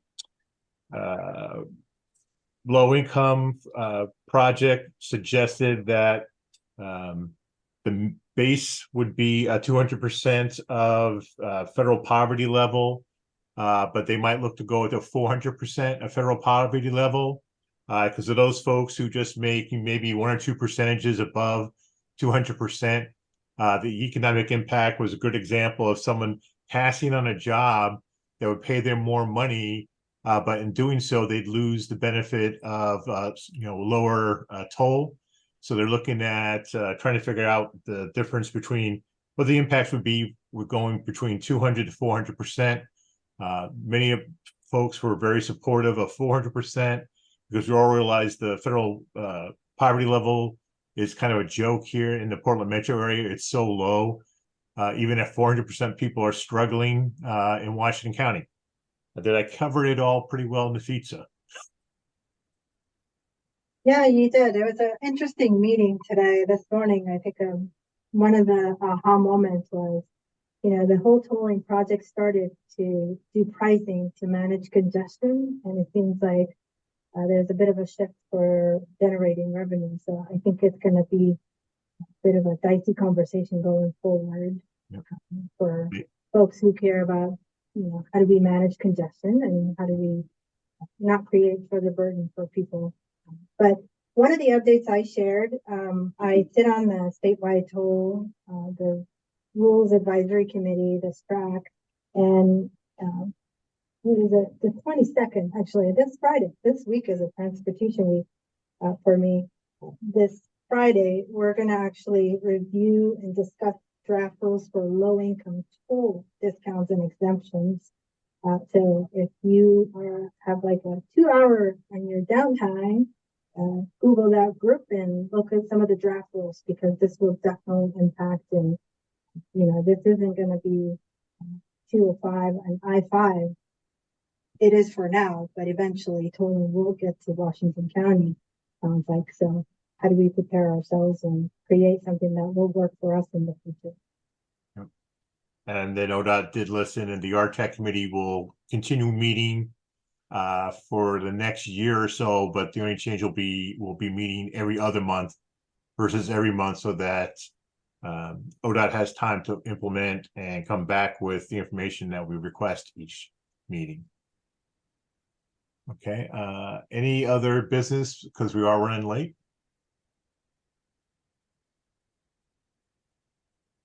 All right, I guess that's it. Thank you for hanging around an extra 8 minutes. We'll see you all soon. Have a wonderful afternoon. Thanks, everyone.